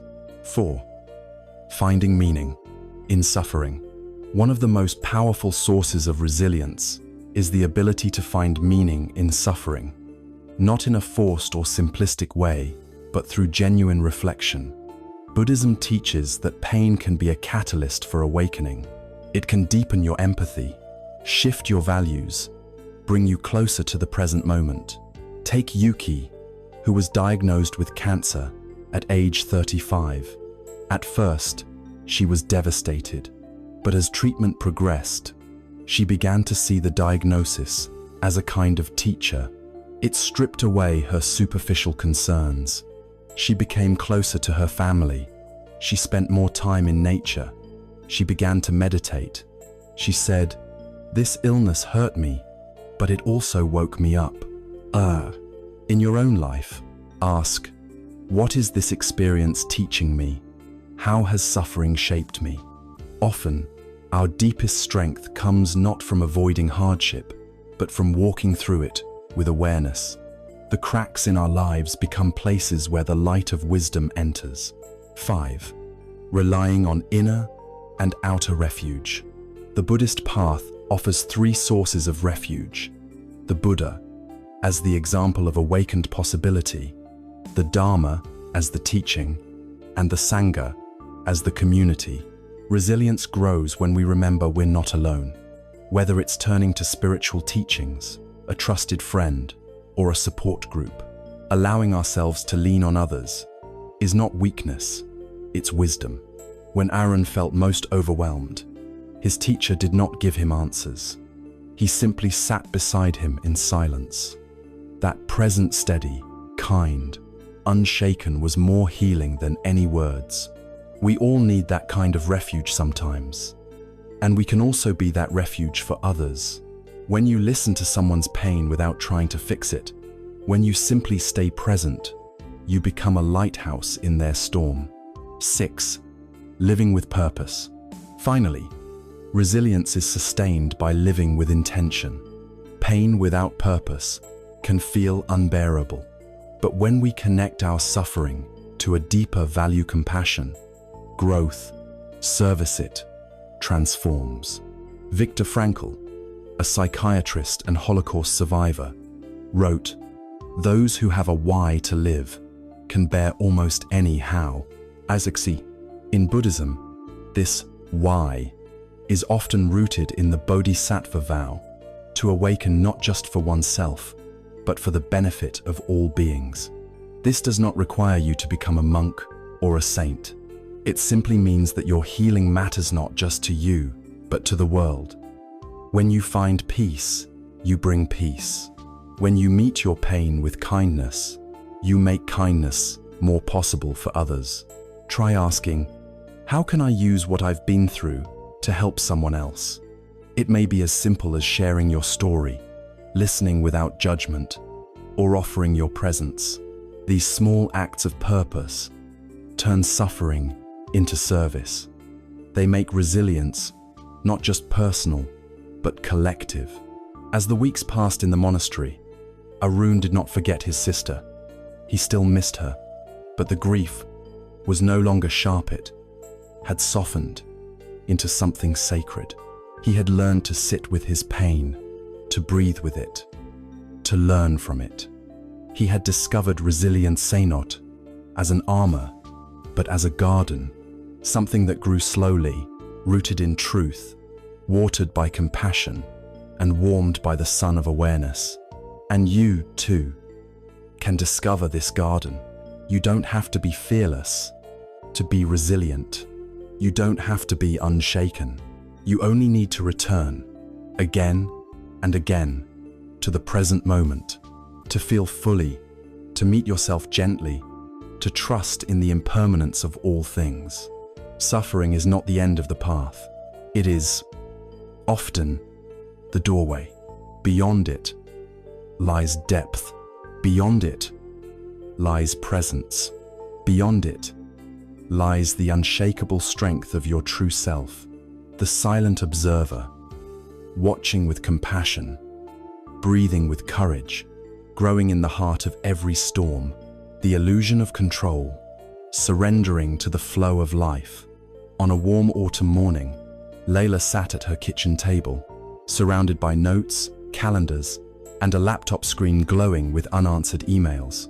Her jaw was tight, her shoulders hunched. She was a planner, an achiever, a woman who kept things in order. But lately, life had defied her plans. Her job was shifting, her mother's health was declining, her relationship was strained, and no matter how hard she tried to organize, fix, and predict, the pieces refused to fall into place. As the clock ticked loudly in the quiet room, she closed her eyes and whispered, "I just want to feel in control again." Control. It is one of the most deeply rooted illusions in the modern mind. We are taught from a young age that if we work hard enough, think carefully enough, plan thoroughly enough, we can control the outcomes of our lives. And yet, again and again, life humbles us. Plans dissolve, people leave, bodies get sick, unexpected events shatter our expectations. And with every disruption comes anxiety, frustration, fear, signs that we are clinging to something inherently unstable. In Buddhism, the desire to control is seen as a form of attachment upadana that arises from misunderstanding the nature of reality. We mistake what is impermanent and unpredictable for something that can be fixed and possessed. We try to control time, people, outcomes, even our own thoughts and emotions. But life, by its very nature, is dynamic, fluid, and ungraspable. The river does not stop flowing just because we want to build a dam. At the heart of this teaching lies a quiet, liberating truth. We are not in control, but we are always in relationship. The shift is subtle, but profound. We cannot dictate what life brings, but we can choose how we meet each moment, with resistance or with openness, with fear or with faith, with rigidity or with flow.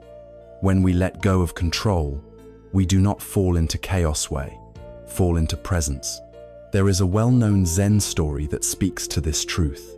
A farmer had a horse. One day, the horse ran away. His neighbors said, "Such bad luck." The farmer replied, "Maybe." The next day, the horse returned with 3 wild horses. "What good luck?" said the neighbors. "Maybe," replied the farmer. Then, his son tried to ride one of the wild horses, was thrown off, and broke his leg. "What terrible luck," the neighbors exclaimed. "Maybe," said the farmer again. Soon after, soldiers came to the village, drafting young men for war. His son was spared due to his injury. "What good luck," the neighbors said again. And still, the farmer said, "Maybe, maybe." This story is not about detachment or passivity. It's about wisdom. the understanding that we rarely see the full picture in any given moment. What appears to be misfortune may become a blessing. What seems like success may carry unseen burdens. Clinging to certainty only creates suffering. Letting go opens the heart to the deeper unfolding of life. In Layla's case, the more she tried to control, the more tense and exhausted she became. But when she began to meditate, just sitting with her breath, noticing her thoughts without chasing them, something shifted. She saw clearly how much of her suffering came not from events themselves, but from her resistance to uncertainty. She began to release her grip, one thought at a time. And in that space, she discovered something she hadn't felt in months: peace. So, how do we begin to let go of control? Not in theory, but in practice. Recognize the signs of control. Control often wears disguises: perfectionism, worry, micromanagement, overplanning, indecisiveness. It's the voice that says, if I don't do everything right, it will all fall apart, or I need to fix this now. The first step is to notice when these patterns arise. Pause and ask, am I trying to control something that is inherently uncontrollable? If the answer is yes, see if you can soften your grip. This doesn't mean we stop acting responsibly. It means we shift from force to flow, from obsession to presence, from needing certainty to embracing trust. 2. Practice surrender through the body. Our need to control often manifests physically: clenched jaws, shallow breathing, tight shoulders. One way to practice surrender is to release the body. Try this exercise. Lie down or sit comfortably. Take a deep breath and, as you exhale, mentally say, let go. Scan your body from head to toe. With each exhale, soften. Imagine gravity pulling you downward, reminding you that you don't have to hold everything. Feel the earth beneath you, supporting your weight. Let it hold you. This physical surrender teaches the nervous system safety. It communicates to the mind that it is okay not to be in charge. That trust is possible. 3. Reframe uncertainty as opportunity. The mind resists uncertainty because it equates it with danger. But uncertainty is also the space of creativity, growth, and transformation. When we know exactly what's coming, there is no room for discovery. Letting go of control invites wonder. Think of a time when something didn't go as planned, but turned out to be a gift. A job you didn't get, which led to a better one. A relationship that ended, opening the door to deeper self-understanding. These experiences remind us, life often has wisdom beyond our planning. When faced with the unknown, try saying, I don't know what will happen, and that's okay. Repeat it, breathe into it. Let uncertainty become your teacher, not your enemy. 4. Trust in cause and effect, not control. In Buddhism, the law of karma teaches that our actions have consequences, but it does not guarantee specific results. We plant seeds through our thoughts, words, and deeds, but we cannot control when or how they blossom. This understanding shifts our focus from outcomes to intentions. We do our best, not to guarantee success, but because it is the right thing to do. We speak kindly, not to control how others treat us, but because kindness is a reflection of our integrity. We work with diligence, not to ensure promotion, but to honor our gifts. This is the heart of spiritual maturity, acting with full presence and letting go of the fruit. As the Bhagavad Gita so wisely puts it, you have the right to your actions, but not to the fruits of your actions. Woo! Embrace the daily practice of letting go. Letting go is not a one-time decision, it is a daily, even moment-to-moment practice. Every time you face disappointment, frustration, or fear, ask yourself, what am I holding on to right now? And then, can I let go? Just a little. You don't have to release everything all at once. Start with small moments. Let go of needing the traffic to move faster. Let go of replaying an argument. Let go of managing someone else's opinion of you. Let go of needing the next moment to be different from this one. Each time you let go, you create space. And in that space, peace enters. Let's return to Layla one last time. Weeks after she began her meditation practice, she faced another difficult call. Her mother's condition had worsened. The old fear rose up, along with the familiar urge to fix, to control, to escape the grief. But this time, she paused. She closed her eyes. She breathed. She placed her hand on her heart and whispered, "I don't know what's coming, but I can be present for it." She got in her car and drove to her mother's home, not with a plan, but with presence, not with answers, but with love. And in that simple act of surrender, she felt closer to life than she had in months, closer to herself, closer to peace. Letting go of control does not mean letting go of care. It means releasing the illusion that we can force life into our expectations. It means opening to something deeper: trust.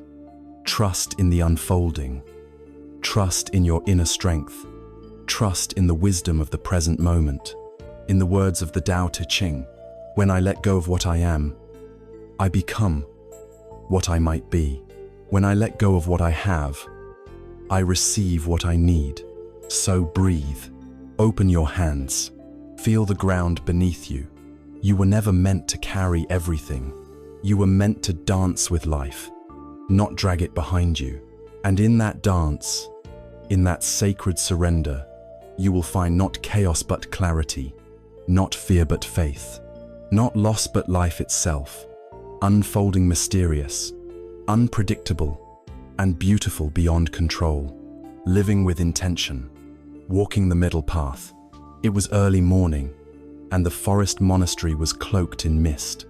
A soft bell echoed through the trees, calling the monks to meditation. Among them was Kavi, a novice monk who had spent months struggling with doubt. He wanted to commit fully to the path, yet something always pulled at him. Was he doing enough? Was he letting go too much? Was there a right way to live this life? One day, during a walk with the abbot, he voiced his confusion. The elder monk listened patiently and replied with a smile, "Tighten the string too much, and it will snap. Leave it too loose, and it will not play. The middle way, Kavith middle way." And this simple teaching points to one of the core principles of Buddhist philosophy, the middle path. It is the art of balanceno, between extremes of morality, wealth, or self-denial alone, but between striving and surrender, ambition and acceptance, discipline and compassion. It is the practice of living with intention, not compulsion, of walking through life with conscious awareness of how we relate to ourselves, to others, and to the world. In today's world, many of us swing between extremes. One moment, we chase success relentlessly, driven by ambition and fear of falling behind. The next, we feel burned out, yearning to give up, to escape. We fasten our lives too tightly, then loosen them in despair. This constant oscillation is exhausting. It arises because we often live reactively rather than intentionally. But what does it mean to live with intention? And how does the middle path offer a blueprint for a life of peace, clarity, and deep fulfillment? The essence of intention. In Buddhist terms, intention is called cetana. It is the mental force behind every action. Before a word is spoken, a step taken, a hand lifted, there is intention.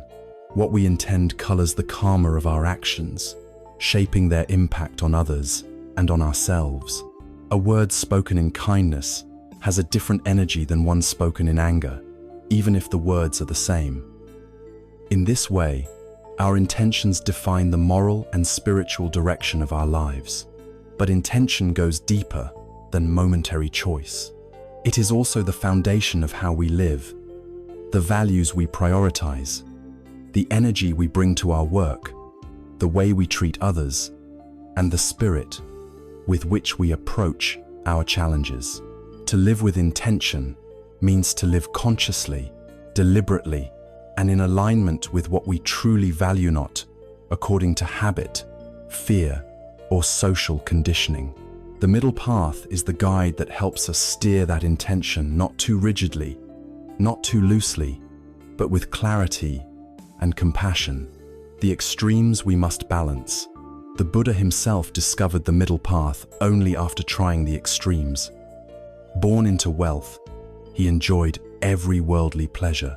Later, as a wandering ascetic, he deprived himself of food, warmth, and comfort, hoping that self-mortification would lead to enlightenment. But both paths failed him. It was only when he chose a moderate pathone of mindful effort and compassionate awareness that he found liberation. In our own lives, we may not live in palaces or forests, but we face similar extremes. Over-effort versus laziness. When we push ourselves too hard, we become brittle, anxious, and disconnected. When we surrender all effort, we drift into passivity, stagnation, or indulgence. The middle path invites right effort, consistent, steady, and balanced. Self-judgment versus self-indulgence. Harsh self-criticism can cripple growth, while unchecked indulgence can numb the soul. The middle path encourages self-compassion, seeing clearly without condemnation or denial. Spiritual bypassing versus material obsession. Some use spiritual practice to escape life's messiness. Others immerse in worldly concerns and ignore inner development. The middle path embraces both the inner and outer life, honoring each moment as part of the path. In each case, the invitation is the same. Pause, notice where you are leaning too far, and return to center. Intention. In daily living, living with intention doesn't require retreating to a monastery or renouncing daily responsibilities. It's about infusing each action with awareness and heart. Here's how we can begin. 1. Begin the day with clarity. Before checking your phone or diving into tasks, take a few moments to set an intention. This could be a simple phrase, such as, "Today, I will move with kindness. I will listen deeply. I will return to the breath whenever I feel overwhelmed." Setting a daily intention helps orient your mind toward the values you wish to embody. It doesn't mean you won't stumble, but it gives you an inner compass to return to. 2. Choose simplicity over complexity. We often overcomplicate life, chasing too many goals, juggling too many tasks, pleasing too many people. Living intentionally means asking, what is truly necessary? What aligns with my values? Letting go of the non-essential isn't failure, it's wisdom. For example, Mira, a busy entrepreneur, found herself constantly overwhelmed despite outward success. When she began simplifying her schedule and cutting back on obligations that didn't align with her deeper purpose, she not only had more peace, discovered more joy in her work. She was no longer chasing everything. She was choosing. Respond, don't react. Intentional living invites us to pause before reacting. When someone speaks harshly, or when a plan falls apart, ask, what is the wisest response here? What would compassion look like right now? That space between stimulus and response is where intention lives. It transforms habitual reaction into conscious action. 4. Align work with meaning. We spend so much of our lives working, yet many feel disengaged or spiritually dry in their jobs. While not everyone can change careers, we can all bring intention into our work. Find moments of presence in your tasks. Serve with a spirit of contribution, not just obligation. Remember who benefits from your efforts. Even routine or mundane tasks take on meaning when we offer them with care. Washing dishes becomes meditation. Writing an email becomes connection. Each act becomes sacred when done with full presence. Woo, balance solitude and connection. The middle path reminds us to care for ourselves without isolating, and to serve others without self-neglect. Make space in your life for solitude, quiet walks, journaling, meditation, but also nurture your relationships. Listen deeply, share authentically. Let both silence and conversation nourish you. Too much solitude may breed detachment. Too much connection without rest leads to burnout. Intention is about rhythm, not rigidity. The power of the middle path in hardship. Living with intention becomes especially powerful during difficulty. In crisis, we may be tempted to shut down or over-control. The middle path invites a third way, presence. When facing illness, for instance, an intentional approach might look like this: acceptance without defeat, acknowledging pain while still choosing to meet each day with purpose, effort without attachment, doing what is within your power, medications, rest, healing practices, while releasing what is beyond your control, compassion for self and others, allowing vulnerability, asking for help, and offering kindness even in pain. This is not passivity. It is strength rooted in wisdom, the silent revolution of gentle intention. In a world driven by ambition, fear, and speed, intentional living may seem slow or quiet, but it is a powerful revolution. It shifts the energy with which we live. It brings harmony to relationships. It heals the nervous system. It aligns our life with our soul. Consider this simple analogy. A river that runs wild may be beautiful, but it often floods and erodes.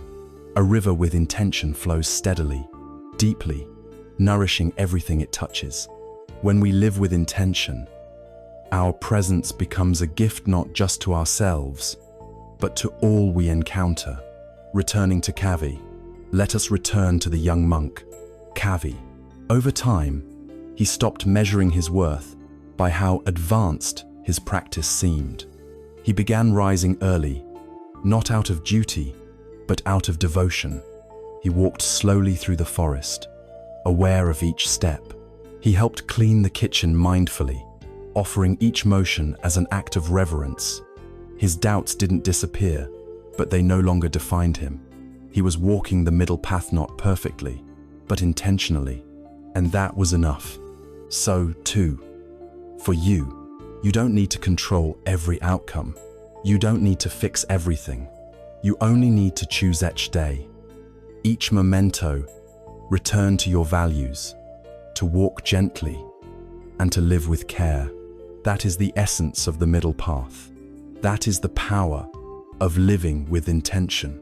As the Buddha taught, just as a musician tunes a lute not too tight, not too loose, so must you tune your effort in practice. Your life is your instrument. Let it sing with balance. Let it move with grace. Let it be guided not by the noise of the world, but by the quiet strength of your own awakened heart. Mindfulness in every moment, turning ordinary life into sacred practice. It was a quiet Tuesday morning when Elijah stepped out onto his porch with a cup of tea in hand. The street was still. A few birds stirred in the trees. The warm mug pressed gently into his palms. In that moment, simple, uneventful, he felt something profound. Not joy, exactly. Not peace in the dramatic sense, but a subtle presence, a quiet clarity. For once, he wasn't lost in thought or planning the day ahead. He was just there, fully alive in a moment so ordinary, it might have slipped past unnoticed. But this time, it didn't. That experience was mindfulness, not in a temple, not on a retreat cushion, but in the middle of daily life. Buddhism has long taught that liberation is not found in escaping the world, but in fully entering it with awareness, curiosity, and care. The path of awakening is not separate from the ordinary. It is hidden inside it. Every breath, every bite, every word, every chore contains the seed of insight. When watered with presence, those seeds blossom into peace and understanding. Mindfulness, or sati in Pali, is often misunderstood as a technique or state of mind we must achieve. But in its deepest sense, mindfulness is a way of being, a way of inhabiting life with attention and reverence. It is the conscious remembrance of the present moment.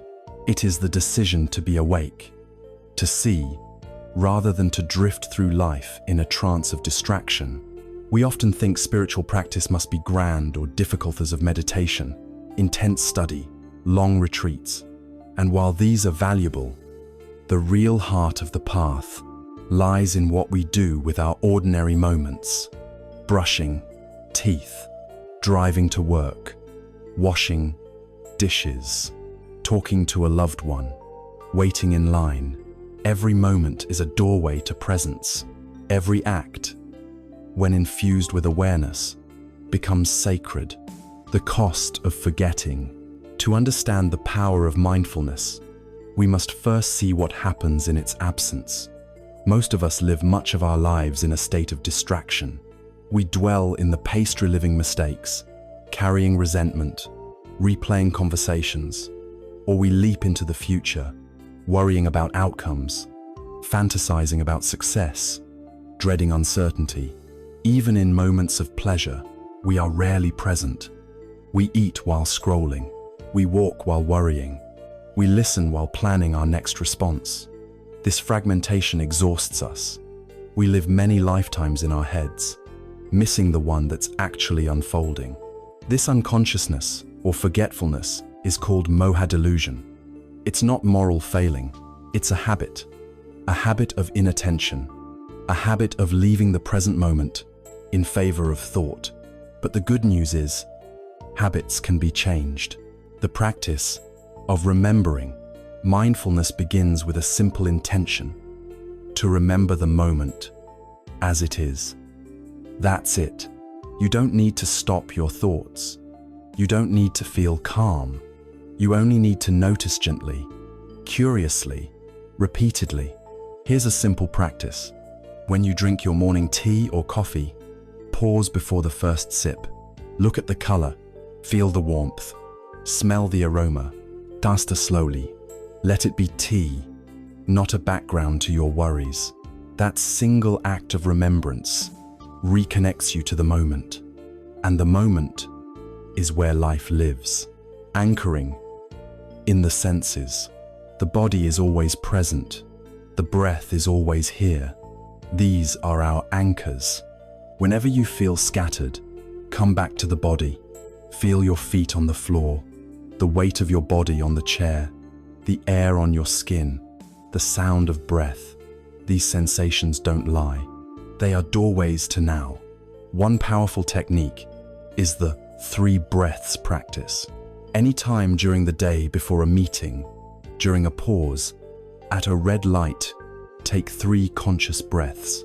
First breath, arrive, feel your body. Second breath, soften, let go of tension. Third breath, open, receive the moment as it is. Even these 3 breaths can interrupt the trance of autopilot and bring you back to presence. Mindfulness of speech. Our words shape our world. They can heal or harm, connect or divide.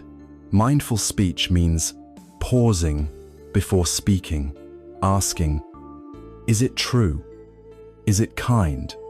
Is it necessary? Before we reply in anger or sarcasm, mindfulness invites us to wait, to feel what's alive inside, to choose words with care. A mindful conversation is not just about speaking well, it's about listening fully. Most of us listen with half an ear, already preparing our response.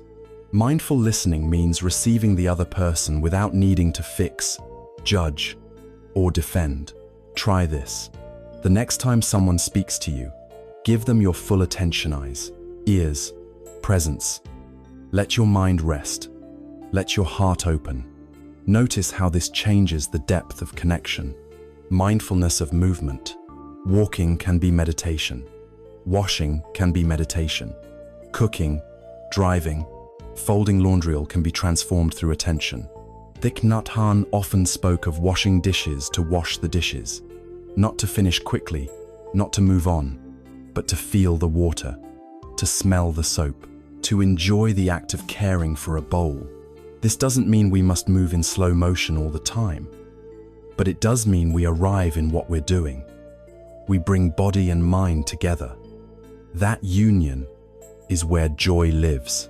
One practice, walking meditation. Choose a quiet place. Walk slowly, feeling each step. Say silently with each movement, here, here, here. Let walking be enough. Mindfulness. In difficulty, it's easy to be present in beautiful moments, but true mindfulness reveals its power in discomfort. When anger arises, can we notice it without being swallowed by it? When sadness visits, can we make space for it without drowning? When boredom, anxiety, restlessness come, can we meet them with curiosity, not escape? Mindfulness doesn't eliminate pain. It transforms our relationship to it.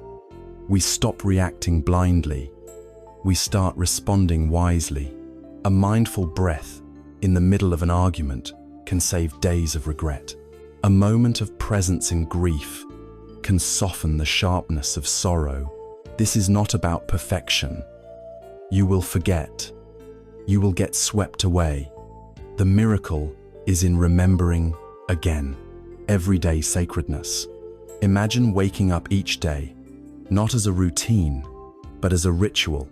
You rise not to race, but to begin again. You brush your teeth with awareness. You greet the morning light as a blessing. You pour water with reverence. You step out the door with gratitude. This is not fantasy. It is a way of living a conscious choice to infuse the ordinary with sacredness.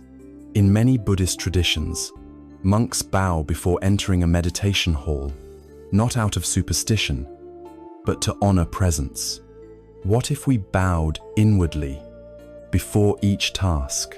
What if we treated this moment not the next as holy? That shift doesn't require changing your life. It requires changing how you live your life. Returning to Elijah. Weeks after his quiet morning with the tea, Elijah began to build mindfulness into his routine. He didn't renounce his job or move to a monastery. He simply began paying attention. He walked more slowly. He listened more deeply. He spoke more kindly. He paused before reacting. He placed his hand on his heart during stressful moments and said, "Here I am." Gradually, life stopped feeling like a race and started feeling like a song. Not perfect, not always peaceful, but awake. And that made all the difference. The gifts of mindfulness. When we live mindfully, time expands. We stop rushing through life. Joy deepens.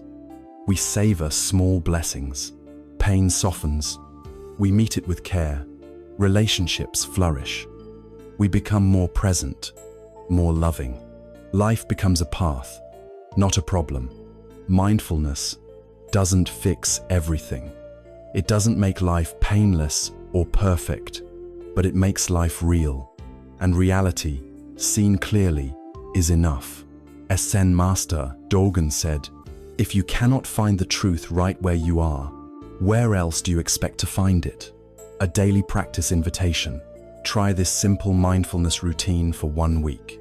Morning, 5 minutes. Sit in silence. Breathe. Set a gentle intention. Today, I choose to be present. Midday, 1 minute. Pause.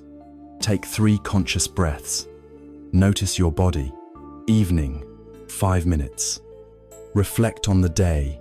Ask, when was I present? When was I distracted? What did I learn? No pressure, no judgment, just gentle awareness. In the end, mindfulness is not about control. It's about connection. It's not about being calm all the time. It's about being here all the time. This momentous, this one is your life. Will you enter it fully? Drink your tea slowly. Feel your feet on the ground. Smile at the sky. Listen with your whole being. Wash the dishes like they are made of gold. Breathe like it's the first and last time. This is the sacred life. This is the awakened path. Not someday, not somewhere else, but now, and now again, and now. The art of enough, simplicity, contentment, and inner wealth. On the outskirts of Kyoto, nestled between cherry blossom trees, lived a retired calligraphy master named Hiroshi. His home was modest bare wooden floors, a single teapot, a worn cushion by the window, but within it dwelled a kind of peace that visitors could feel upon entering. When asked why he had chosen such a simple life after years of fame, Hiroshi would smile and say, "Because now I have everything I need." That single phrase, "everything I need," is the essence of what this chapter explores. In a world driven by consumption, ambition, and endless comparison, we are constantly told that we are not enough and that what we have is not enough. Advertisements promise happiness in the next product, the next achievement, the next upgrade. Social media offers a curated carousel of better lives, more exciting experiences, more beautiful bodies, more luxurious homes. The result? A culture that is materially abundant, but spiritually starved. A society where people have more than ever and yet feel perpetually insufficient. Buddhism offers a radical and liberating alternative. The art of enough. This is not minimalism as trend or deprivation. It is not about denying joy or renouncing comfort. It is about recalibrating your relationship with desire. It is about discovering that true contentment does not come from the quantity of what we possess, but from the quality of how we relate to it. Enough is not a number, it is a mindset, a spiritual practice, and a quiet revolution. Understanding the root of restlessness. In Buddhist teachings, the concept of tanha, commonly translated as craving or thirst, is at the heart of human suffering. Tanha manifests in 3 forms: kama tanha, craving for sensual pleasures; bhava tanha, craving for existence, becoming more, achieving; vibhava tanha, craving for non-existence, escape, or annihilation. These cravings create a perpetual sense of lack. They whisper, "When you get this, you'll be okay." And so we chase more money, more praise, more stuff, more control. But the problem is that craving, by its very nature, is insatiable. The more we feed it, the hungrier it becomes. This is why even after getting what we want, the satisfaction is fleeting. The mind quickly moves on to the next desire, The joy of a new possession fades. The pride of an achievement dissipates. We return to the same baseline of yearning, always grasping, never resting. The Buddha likened this to drinking salt water. The more you drink, the thirstier you become. What is enough? To live with the art of enough is to step out of this cycle not by force, but through wisdom. It is the realization that contentment is not the result of getting everything, but of appreciating what you already have. Enough is a dynamic point of balance. It doesn't look the same for everyone. For a monk, it may mean owning only a robe and a bowl. For a family, it may mean a safe home and shared meals. For a creator, it may mean doing work that is meaningful rather than marketable. Enough is the point at which you can say with sincerity, I am not lacking. It is the opposite of scarcity, not in material terms, but in consciousness. When you live with a sense of enough, you stop comparing, you stop chasing, you begin being. And this being is the soil in which inner wealth grows. Simplicity as liberation. Simplicity is not about having less, it's about needing less. When our needs are simple, our minds are less burdened, our schedules less frantic, our hearts more open. We reclaim time, energy, and presence. We remember what matters. The great Zen teacher, Shunryu Suzuki, once said, "Life is like stepping onto a boat, which is about to sail out to sea and sink." This is not a morbid reflection, but a call to focus. If life is fragile, uncertain, and temporary, why clutter it with what does not nourish?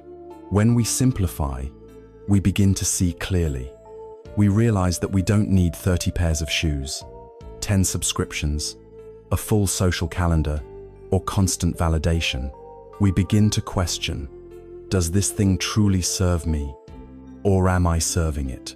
Simplicity creates space physically, mentally, spiritually, for what is meaningful. How to practice the art of enough. 1. Mindful consumption. Before purchasing something, ask, do I truly need this? Will it bring lasting value, or just a temporary high? Am I buying to avoid a feeling, or to express care? This is not about guilt, but about awakening. When we become conscious of why we consume, we often find that less is needed than we thought. Try this. For 1 week, track your purchases and ask yourself these questions. Notice what patterns emerge. Use this not as judgment, but as insight. 2. Gratitude practice. Contentment grows where gratitude is planted. Each day, take a few moments to reflect on what is already good, already enough. It could be the roof over your head, the kindness of a friend, the warmth of a meal, the breath in your lungs. Write down 3 things each day. Be specific. Don't just say, I'm grateful for food. Say, I'm grateful for the sweet taste of that orange I ate this morning. Gratitude reorients the mind from lack to abundance. 3. Digital and mental simplicity.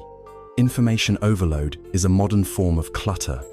Constant news, opinions, updates, these scatter our attention and inflame craving. Try a digital Sabbath. 1 day a week, unplug from non-essential screens.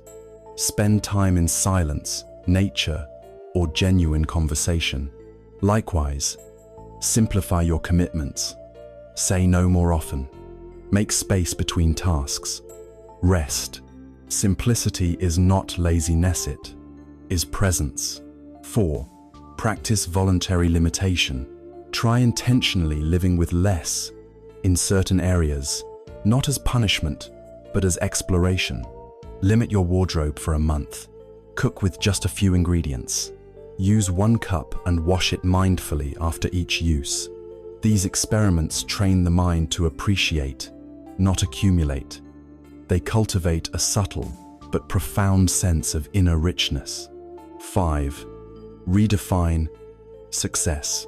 Society often equates success with scale. More money, more followers, more achievements. But inner wealth has different metrics. Do I live in alignment with my values? Am I kind, generous, grounded? Do I rest well and relate deeply? Am I at peace when I am alone? Let these questions become your compass. Stories of enough. In the Thai forest tradition, a monk was once offered a large sum of money by a wealthy devotee. He smiled and gently declined. "Thank you," he said, "but I already have everything I need food for today, a place to sleep, and the Dharma to guide me." And another story tells of a woman in India who lived in a one-room home with her children. She had little materially, yet when visitors came, she always shared her food, offered tea, and smiled with joy. When asked how she stayed so cheerful, she replied, "Because love is the only thing that grows when you give it away." These stories remind us that true wealth is not stored in banks or closets. It is found in the heart's capacity to be content, to be generous, to be awake. Letting go of the more delusion. The mind often says, "Just a little more, and then I'll rest. Just a little more, and I'll be happy." But the finish line always moves. Letting go of this illusion is not easy. It goes against everything we've been taught. It may feel vulnerable, even foolish, but in truth, it is wisdom. The moment we say, "This is enough," we reclaim our freedom. We step out of the race. We step into our lives, and we realize we were never lacking. We were simply distracted from what was already whole. Returning to Hiroshi, in the final years of his life, Hiroshi painted less, not because he had grown tired, but because he had found the joy of stillness. He would often sit by the window for hours, watching leaves fall or shadows shift across the floor. When a young student asked him, "Sensei, don't you miss the excitement of your busy career?" he smiled gently and replied, "I chased the wind for many years. Now I sit in the breeze." As this is the art of enough. It is not dramatic. It will not impress the world, but it will set you free. Free from chasing, free from comparison, free from the hunger that never ends. And in that freedom, you will discover a quiet joy, joy that cannot be bought, but is always available, here, now, within. Enough is not a place to arrive at. It is a way to walk, a way to breathe, a way to live, with hands open, heart full, and the sacred realization that this moment, just as it is more than enough, beyond the self, dissolving the illusion of separation. In the vast stillness of a Himalayan cave, a solitary monk sat in meditation. Snow whispered across the stone, wind moaned gently outside. Inside, all was quiet except for the mind. For hours, he had watched it dance. Memories, worries, moments of bliss, frustration, fatigue. Then suddenly, like a flame flickering out, the thoughts paused. There was no longer a me watching the breath. There was only breath, only space, only this. In that sacred emptiness, something unexpected bloomed. A deep, wordless love-note, directed at anything but radiant and all, embracing. He had touched, even if briefly, the reality beyond the self. This moment beyond identity, beyond thought is not just for mystics in caves. It is available in the heart of our ordinary lives, whispered in stillness, revealed in deep presence, offered in each breath. It is the truth that all spiritual paths, in one way or another, seek to uncover the self as we know it, is an illusion. This is perhaps one of the most challenging and liberating teachings of Buddhism. We are not who we think we are. We are not our name, our story, our past, our thoughts, or our roles. These are temporary formations, real in function, but not in essence. They are useful for navigating the world, but they are not the core of what we are. To awaken is to see through this illusion, and in that seeing, to become free. The construction of self. From an early age, we are taught to build a self. We learn what is mine, what is not me, what is good and bad, what is desirable and undesirable. We weave these impressions into a tapestry we call me, a fragile bundle of beliefs, memories, habits, and roles. This self is constantly defended. We seek praise to reinforce it. We fear criticism that threatens it. We compare, compete, improve, protect, and yet, if we look deeply, we find no stable self underneath all of it. Our thoughts change, our moods change, our opinions evolve, even our bodies are in constant flux. What, then, is truly me? The Buddha used the term anatta, or not self, to describe this truth. Just as a chariot is a collection of parts, wheels, axles, frame, so too, the self is a collection of processes, sensations, perceptions, mental formations. Take these parts away, and the self vanishes like a mirage.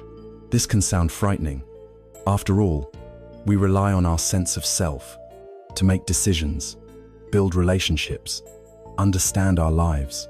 But the realization of not self is not the erasure of individuality. It is the freedom from identification.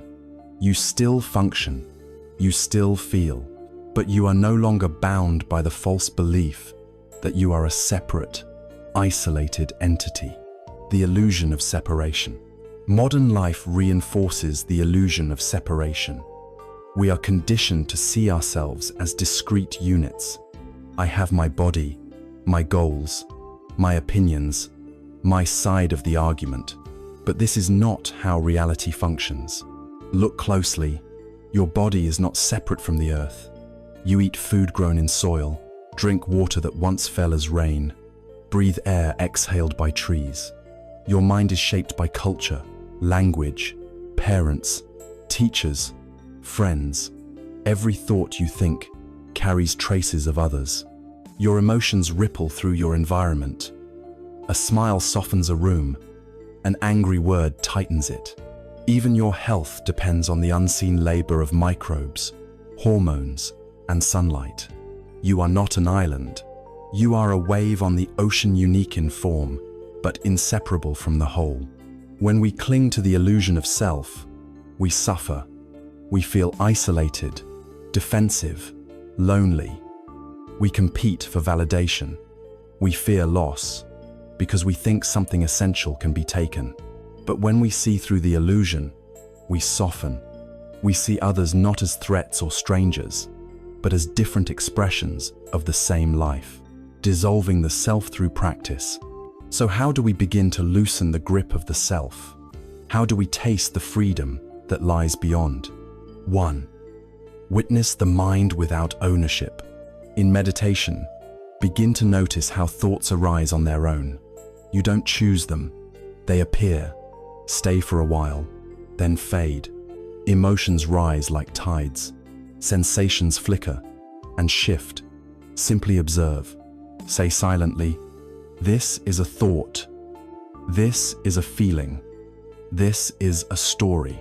And so, you'll start to notice that there is awareness behind the mind, silent, vast, untouched.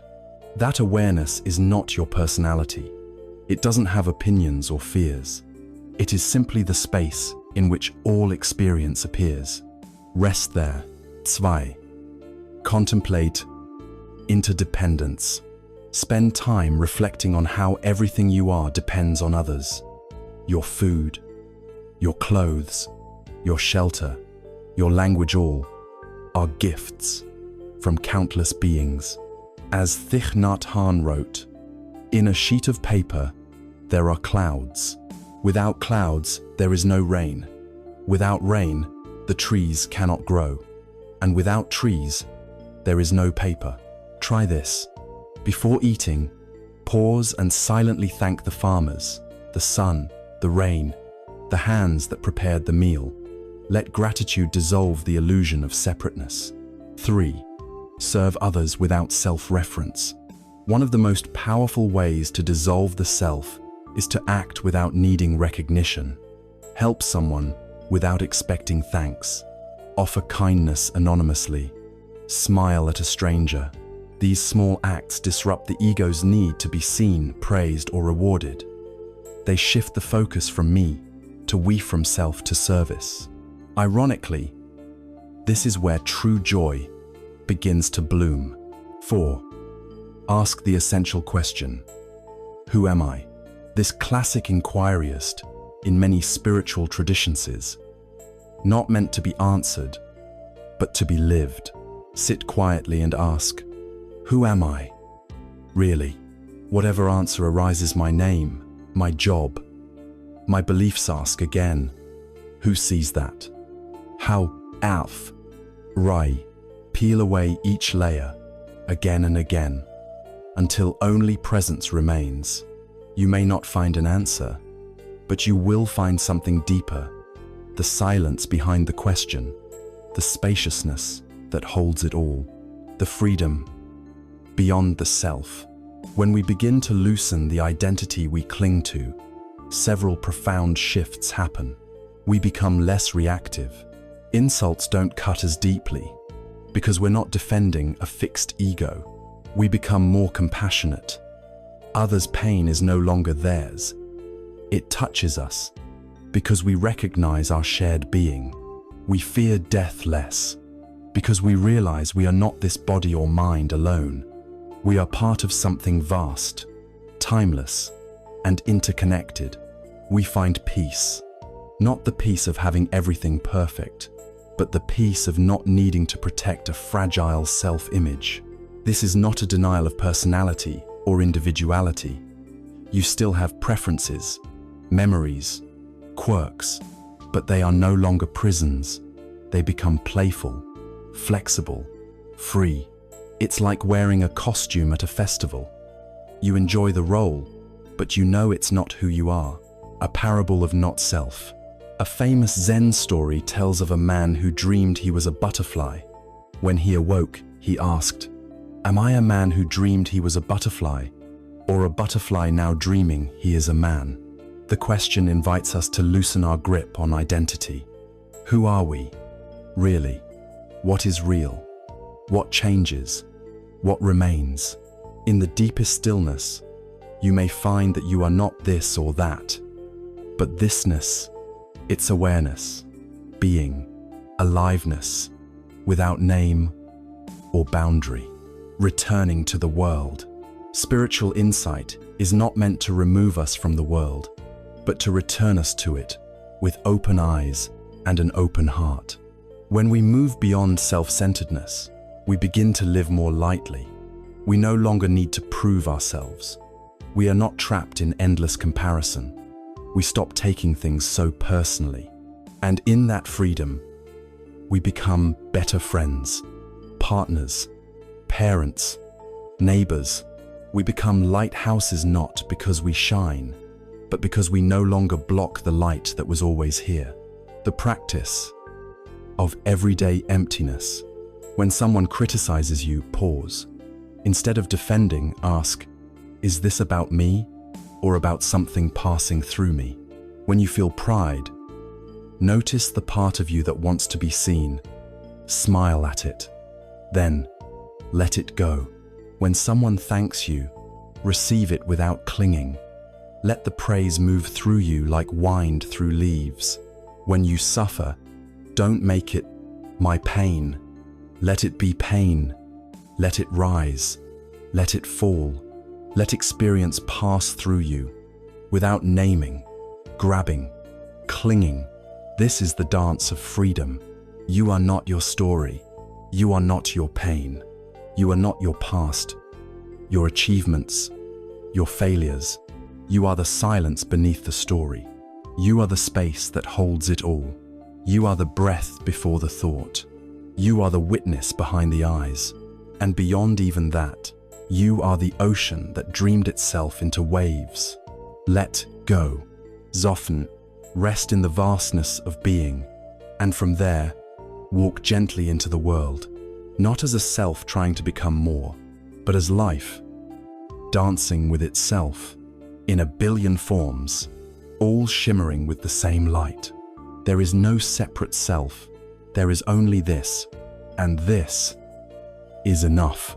Returning to the heart, the wisdom of compassionate presence. A soft rain fell on the rooftop of a small retreat center in the hills of Oregon. Inside, an aging teacher sat cross-legged before a small group of seekers. One of them, a woman in her mid-30s, had just finished speaking about her struggle-sure, anxious mind, her fear of never being good enough, her aching search for peace. The room was silent.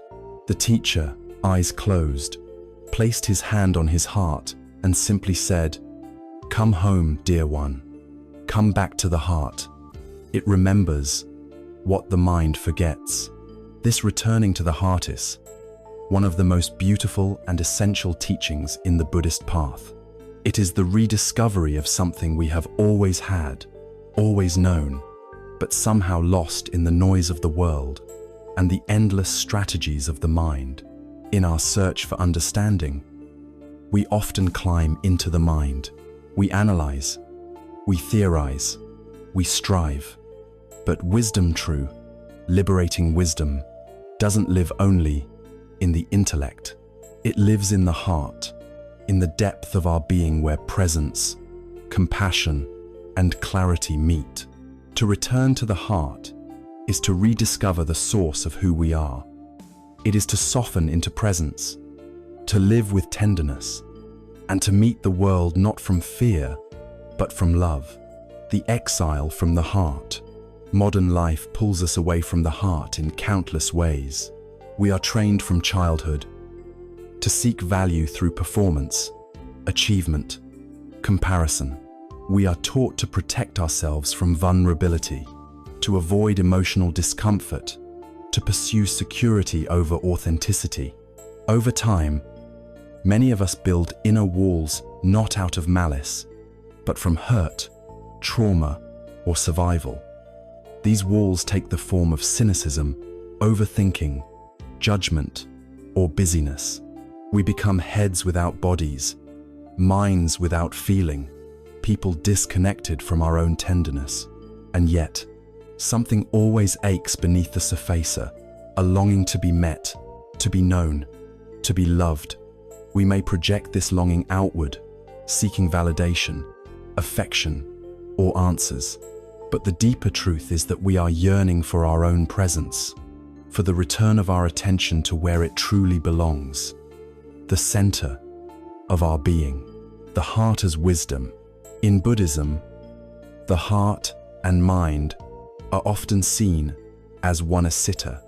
This heart-mind is not merely emotional. It is the seat of awareness, the ground of compassion, the womb of wisdom.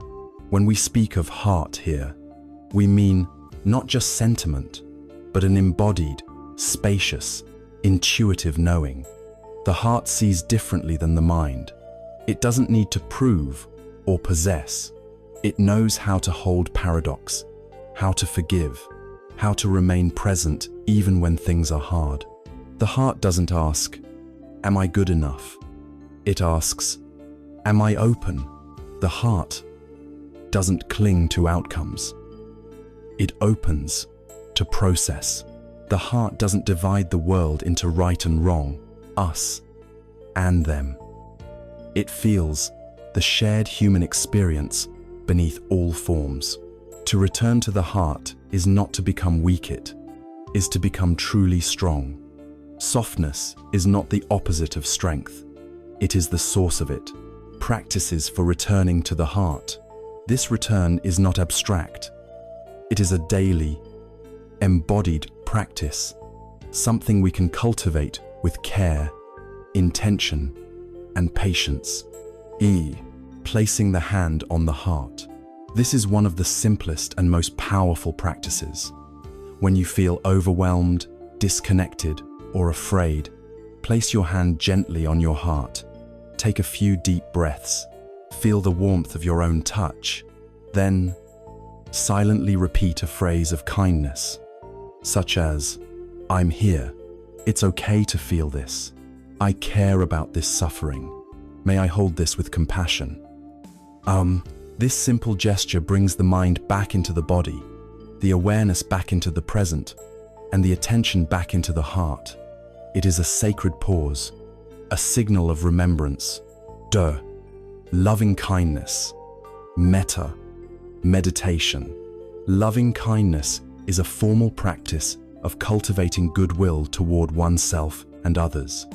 Begin by offering phrases of kindness to yourself. May I be safe. May I be happy. May I be healthy. May I live with ease. Then extend these wishes to someone you love, someone neutral, someone difficult, and finally, all beings. This practice stretches the heart. It reminds us that compassion is not a feeling to wait for, it is a capacity we can train. Over time, loving kindness shifts our inner dialogue, opens our relationships, and dissolves the illusion of separation. 3. Feeling rather than fixing. When difficult emotions arise, grief, shame, fear, the mind often wants to fix, solve, or suppress. But the heart knows how to feel without judgment. The next time a painful emotion surfaces, try this. Pause. Name the feeling gently. This is sadness. Place your attention on the sensation in the body. Breathe into it. Soften around it. Stay present with it. Let the emotion move like weather passing through the sky of awareness. Trust that you do not need to do anything with it. Your presence is enough. This practice helps integrate emotions, build resilience, and re-establish trust in your own capacity to hold pain. 4. Listening with the heart. In conversation, shift from listening to respond to listening to understand. Bring your full attention to the person in front of you. Feel them, not just hear them. Suspend judgment. Let their words land in your body before forming a reply. You can even practice heartful listening with nature. Sit by a tree, a stream, a window. Let your attention soften. Let the world speak through presence, not language. This kind of listening dissolves barriers. It invites connection without agenda. It turns interaction into communion. The courage of the heart. To live from the heart is not to avoid pain. In fact, it is to welcome the whole of life more deeply. The heart, when open, will feel everything: joy, sorrow, tenderness, rage. But in that openness, there is also freedom. There's a reason the heart is associated with courage. The Latin word cor means heart. True courage is not bravado. It is the willingness to stay present with life, even when it's hard. It is the willingness to care, even when it hurts. It is the willingness to keep loving, even when we've been wounded. Many of us have protected our hearts for good reason. Perhaps we've been betrayed, abandoned, ridiculed. So we built walls, hoping to stay safe. But those same walls that keep out pain also keep out joy, connection, and vitality. Returning to the heart requires us to gently, patiently dismantle those walls, not all at once, but breath by breath.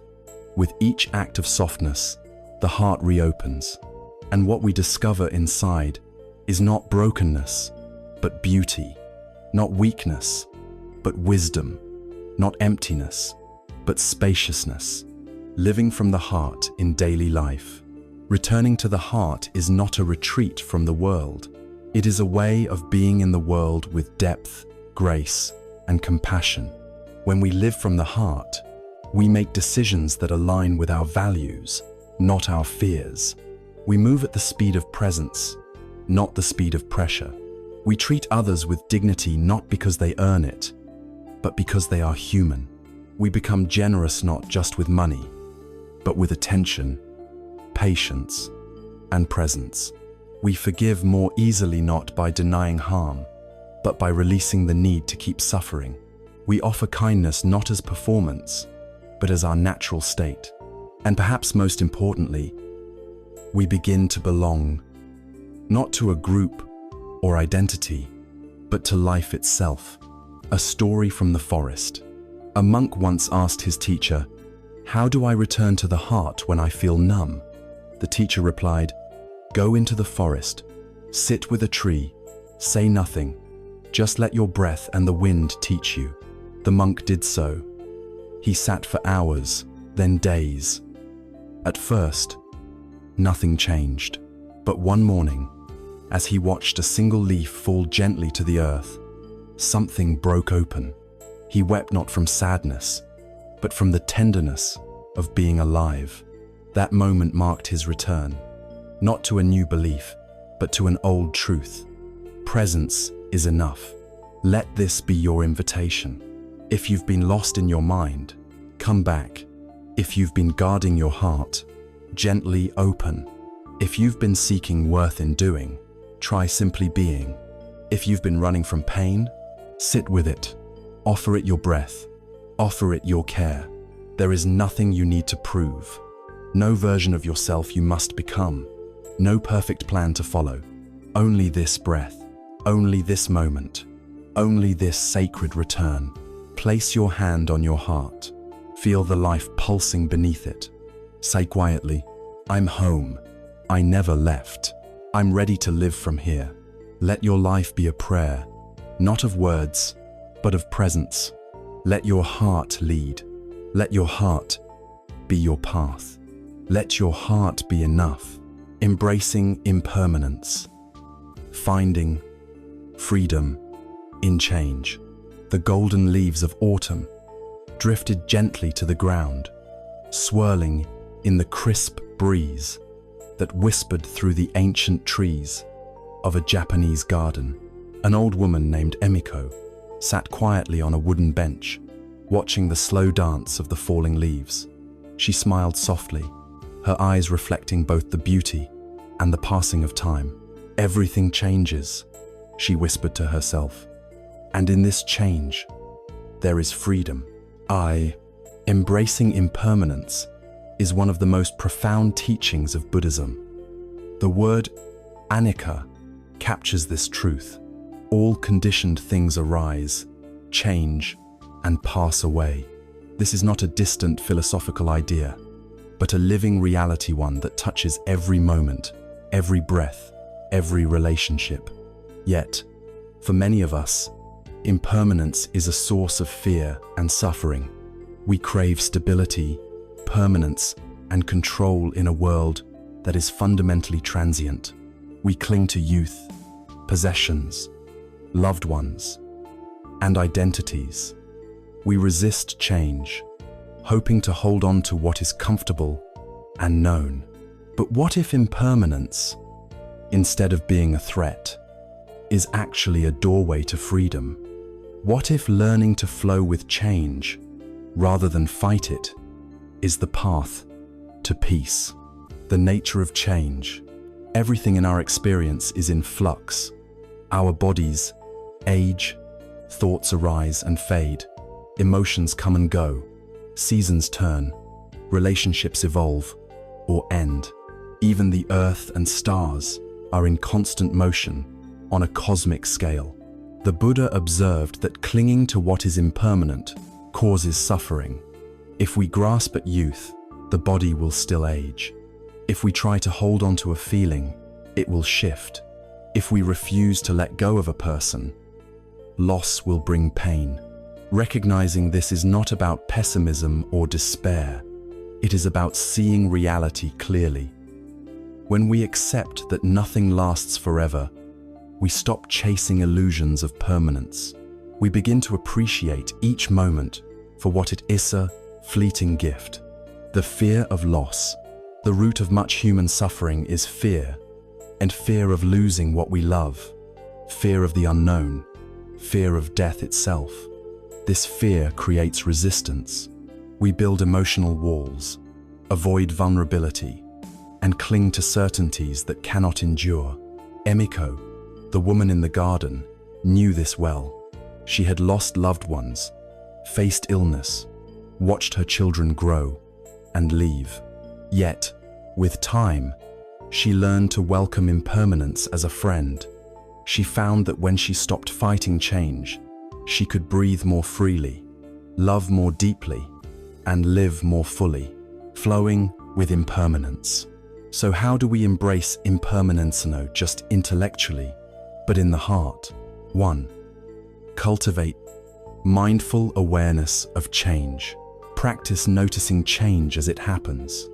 Watch a cloud drift across the sky. Feel the breath come and go. Observe emotions rise and fall without clinging or pushing. Try a simple meditation. Sit quietly and observe the body. Notice how sensations appear and fade. Let this be a direct experience of impermanence. This awareness trains the mind to be present with the flow of life, rather than trapped in fixed ideas. 2. Let go of attachment. Attachment is the attempt to make permanent what is impermanent. It causes suffering because it denies reality. Begin by gently observing where you cling possessions, roles, relationships, expectations. Without judgment, ask, what happens when I loosen my grip? Notice the relief, the space that opens. Letting go does not mean abandoning responsibility or care.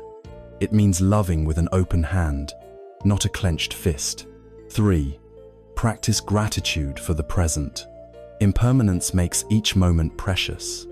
When we truly realize that this moment will never come again, gratitude naturally arises. Practice gratitude by acknowledging the fleeting beauty in ordinary life. The smile of a child, the taste of food, the warmth of sunlight, the sound of rain. This gratitude anchors us in the now and softens resistance to change. 4. Reflect on death as a teacher. Death is the ultimate impermanence. Reflecting on mortality is not morbid, but can awaken urgency and clarity. Many Buddhist teachers encourage Maranasata mindfulness of death as a practice to inspire living fully and wisely. When we remember that our time is limited, we prioritize what truly matters and release petty concerns. The gift of impermanence. Paradoxically, impermanence brings freedom. When we accept that everything changes, we stop fearing loss. We become more flexible, more open, more alive. Change invites growth. It clears space for new experiences, relationships, and insights. It is the rhythm of life. Emiko once told a visitor, "The cherry blossoms bloom for a short time. We do not mourn their falling. We celebrate their beauty while they last." Embracing change in relationships. Relationships especially challenge us to accept impermanence. People grow, change, move away, or pass on. When we cling too tightly, we suffer. Instead, Buddhism teaches to love with awareness of change, to cherish each moment with others, knowing it is precious and transient. This approach deepens connection. It invites presence and compassion, letting impermanence guide your life. Try these practices to embrace impermanence. Watch a sunset and notice its passing beauty. Write a letter, expressing gratitude to someone, then release it. Reflect on the last time you felt a strong emotion and how it changed. Meditate on the breath as a symbol of constant change. Practice letting go of one small attachment each day. Over time, you will find that impermanence is no longer an enemy, but a teacher guiding you home to freedom, to peace, to life itself. Returning to Emiko, as the last leaves fell from the trees, Emiko felt the rhythm of change flowing through her. She smiled, knowing that just like the leaves, her life was part of a cycle: birth, growth, decay, renewal. She was no longer afraid of what was passing away, because she understood the eternal dance of impermanence. And in that understanding, she found freedom. Impermanence is the heartbeat of existence. To embrace it is to live fully. To resist it is to suffer. May we all learn to flow with the changing tides of life and find peace in the dance of becoming and release. Cultivating patience, the gentle power of waiting and endurance. In a quiet village nestled among rolling hills, a young artist named Asha sat before a blank canvas. She felt a familiar restlessness, gnawing at her desire for her work to be recognized, her talents to bloom swiftly, her dreams to manifest without delay. Yet, time and again, she found herself frustrated by delays, setbacks, and the slow unfolding of her path.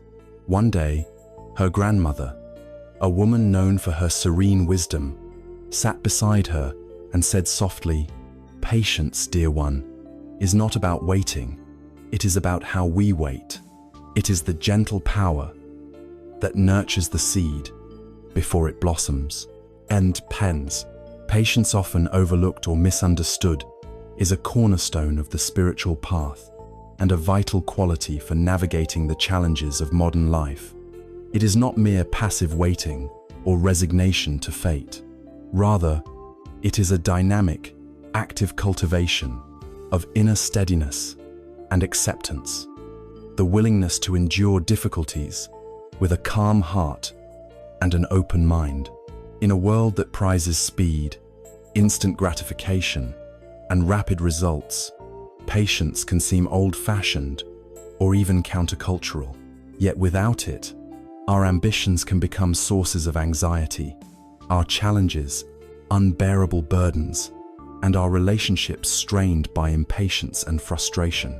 Today, let us explore the gentle power of patience, how it arises, how we can cultivate it, and how it transforms waiting into a sacred practice of presence and endurance. Understanding patience. Patience, khanti in Sanskrit, khanti in Pali, is often described as one of the 6 perfections, paramitas, in Buddhist teachings, the qualities perfected by those on the path to awakening. It is more than tolerance. It is a profound capacity to remain present and unshaken amidst difficulty, delay, or hardship. There are several forms of patience. Patience with others, accepting their faults and limitations without anger or resentment.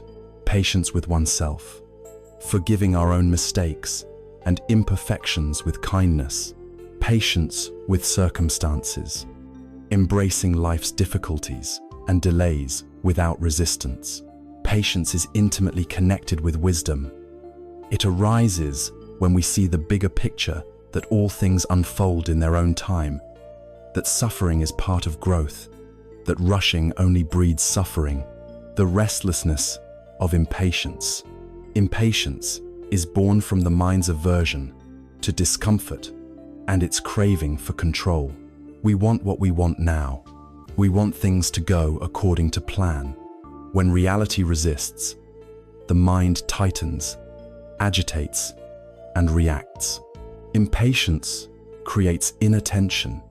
It fractures attention and clouds judgment. It alienates others.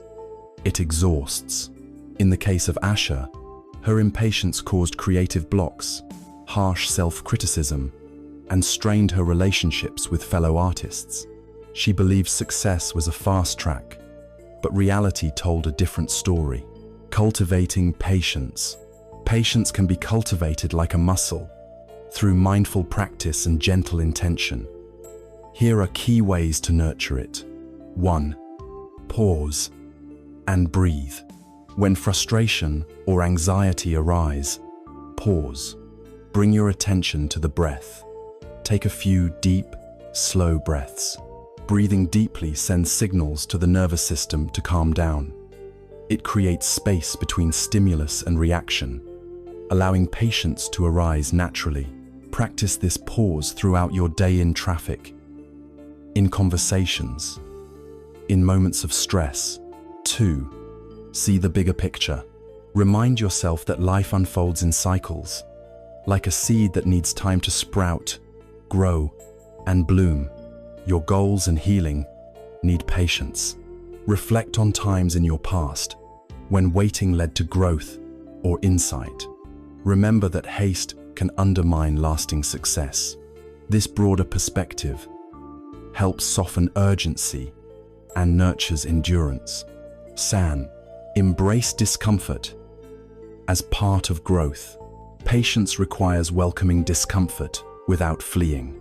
When challenges arise, instead of resisting, say internally, "This too is part of the path." Discomfort is often a teacher. It builds resilience, wisdom, and compassion. 4. Practice self-compassion. Impatience often targets ourselves harshly. We berate our mistakes or perceived slowness. Develop kindness toward yourself. Speak gently. Allow mistakes without judgment. Self-compassion fortifies patience and reduces inner turmoil. 5. Practice loving kindness toward others. When others test our patience, extend compassion. Recognize their humanity, their struggles, their limitations. Loving kindness softens the heart and dissolves resentment. The transformative power of patience. When we cultivate patience, we discover its transformative power, inner peace. The frantic mind settles into calm, clarity. Decisions arise from presence, not agitation. Resilience. We endure hardships without breaking.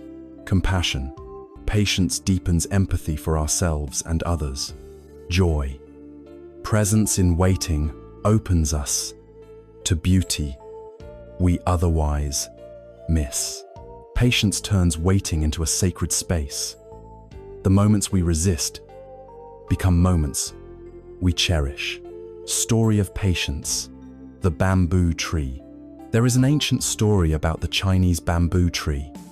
After planting the seed, nothing seems to happen for 5 years. No growth appears above ground. But deep beneath, the roots are developing, spreading, strengthening. Then suddenly, in the 5th year, the bamboo shoots up to 80 feet in just 6 weeks. This story reminds us that growth often happens unseen. Patience is the trust in the process beneath the surface. Patience in relationships. Patience is essential in relationships, whether with partners, friends, family, or co-workers. People change, misunderstand, hurt, or disappoint. Without patience, we react with anger or withdrawal. With patience, we allow space for healing, understanding, and growth. Practice listening deeply without rushing to judgment or response. Give yourself and others the gift of time. Patience with yourself. Often, the hardest patience is with ourselves, our fears, doubts, and flaws. Asha learned to sit with her creative struggles without forcing or judging. She began to see blocks as invitations to pause and explore, not failures to fix. Try journaling your self-critical thoughts. Then, rewrite them with kindness and patience, integrating patience into daily life. When stuck in a line or traffic, breathe and observe your impatience without acting on it. When waiting for results or outcomes, focus on the present moment instead of worrying. When frustrated with someone, Imagine their perspective and vulnerabilities. When feeling overwhelmed, break tasks into small, manageable steps and celebrate each one. Patience is a practice of returning again and again to presence and kindness. Returning to Asha. With time and practice, Asha's impatience softened. She discovered that waiting was not wasted time, but fertile ground. Her art blossomed, not because she forced it, but because she allowed it space. She found peace not in rushing towards success, but in the gentle unfolding of her path. An invitation. Patience is not waiting for life to be easy. It is choosing to meet life moment by moment with an open heart. It is the courage to endure, the grace to flow, the wisdom to trust. May you cultivate patience, this gentle power, and in it find freedom. May waiting become a doorway to presence. And may every moment, however long or hard, nourish the seed of peace within you. In the words of the Buddha, patience is the highest asceticism. It's lova, 8 rosai, lova, losai. Walk this path gently, breathe this path deeply, and know that you are held always in the infinite patience of life itself. Awakening to compassionate action, living wisdom in the world. Under the vast sky of a small village in Nepal, Tenzing, a young monk, prepared to leave the monastery for the first time in years. His teacher had given him a simple but profound instruction. The path of awakening is not complete until it is shared with the world. Wisdom without action is like a lamp hidden under a bowl. Let your light shine, not for yourself alone, but to guide others. Tenzing's journey from silent meditation halls to bustling streets marked a vital shift from inward awakening to outward compassion.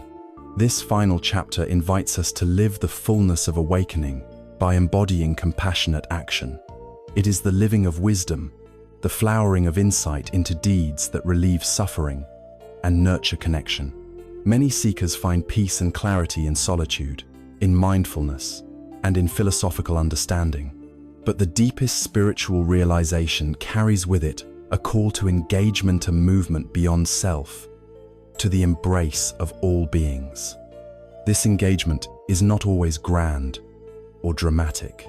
Often, it is small, quiet, and steady, but it is never insignificant. The unity of wisdom and compassion. In Buddhism, wisdom, prajna, and compassion, karuna, are inseparable. Wisdom is the clear seeing of reality as it is impermanent, interconnected, empty of inherent self. Compassion is the heartfelt response to that reality, the natural impulse to alleviate suffering in ourselves and others. One without the other is incomplete. Wisdom without compassion can become cold, detached, or even arrogant. Compassion without wisdom can become reactive, overwhelmed, or enabling. Together, they form the heart of the Bodhisattva ideal, the awakened being who vows to work tirelessly for the liberation of all. Compassionate action in daily life. Compassionate action arises naturally when the heart is awake. It is the spontaneous response to the suffering we witness. But like any skill, it benefits from cultivation. Here are key ways to integrate compassionate action into your life. 1. Start small. Compassion need not be monumental. Holding a door, offering a smile, listening deeply, or helping a neighbor carry groceries are powerful acts. Small kindnesses ripple outward in ways we cannot predict. Remember, Tenzing began his outreach simply by greeting people warmly as he walked the village streets. 2. Practice active listening. One of the deepest gifts we can offer is our full presence. Listening without interruption or judgment allows others to feel seen and heard. This practice builds trust and softens hearts. Try to listen more than you speak, and notice the healing power of this simple act. 3. Engage in service without expectation. Acts of service performed without desire for reward or recognition purify the heart. True generosity is unconditional. This can be volunteering, caregiving, or simply being present for someone in need. 4. Set boundaries with wisdom. Compassion includes discernment. It does not mean sacrificing your well-being or enabling harm. Learn to say no when necessary and to care for yourself as you care for others. This balance sustains long-term, compassionate action. Facing challenges and burnout. Engaging compassionately with the world can be demanding. Witnessing suffering, confronting injustice, and giving of oneself may bring fatigue or despair. The Buddhist path offers tools to sustain compassion, regular meditation, to renew presence and equanimity, community support to share burdens and inspire resilience, reflection on impermanence to release attachment to outcomes, returning often to the heart to replenish motivation.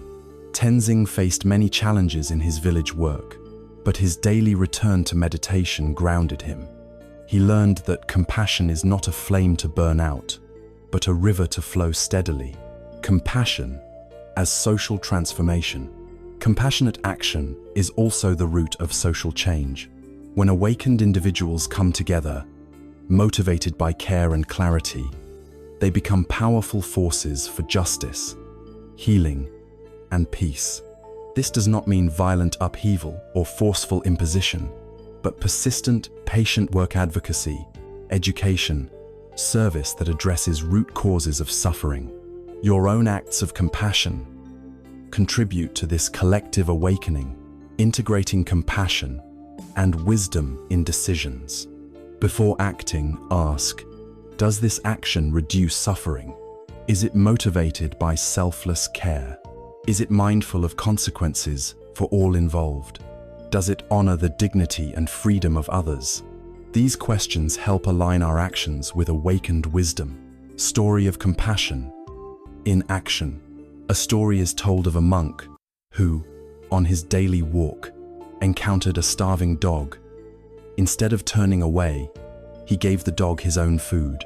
Word spread, and soon villagers joined in caring for the animals around them. The simple act sparked a community movement of kindness.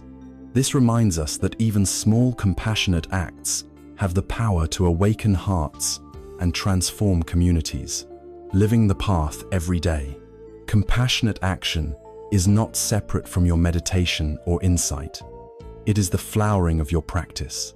Whether in your family, workplace, or community, bring presence, kindness, and patience.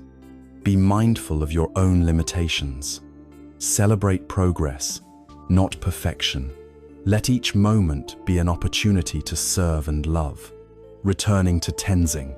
As Tenzing walked the village paths, he realized awakening was not a solitary achievement. It was a living, breathing commitment to dance between inner peace and outer care. His heart expanded beyond self. His wisdom guided his hands. His life became a gift, an invitation. The path of awakening calls you beyond self-absorption. It invites you to embody love in action. It asks you to be a light in darkness, a balm for pain. May you walk this path with courage and grace. May your compassion be steady and wise. May your life be a living prayer, radiant expression of the awakening heart.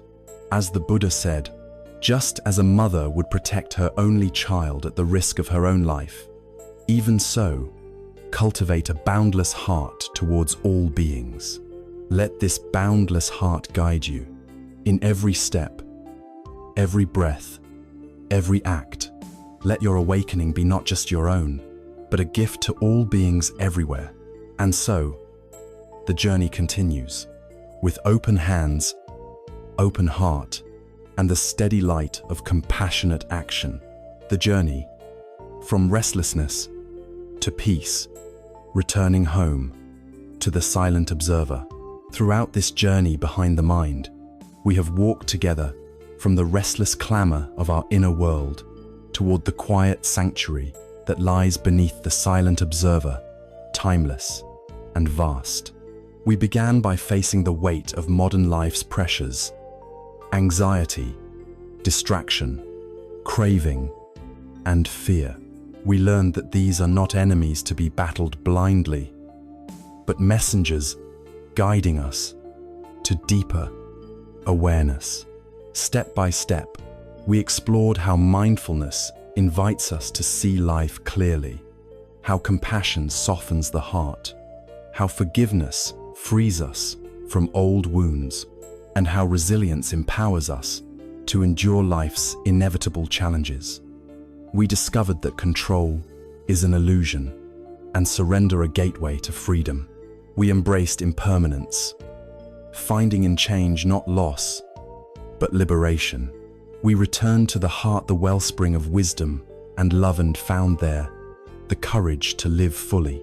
In the final chapters, we saw that awakening is not a solitary escape, but a call to compassionate action, a living wisdom poured into the world with kindness, patience, and grace.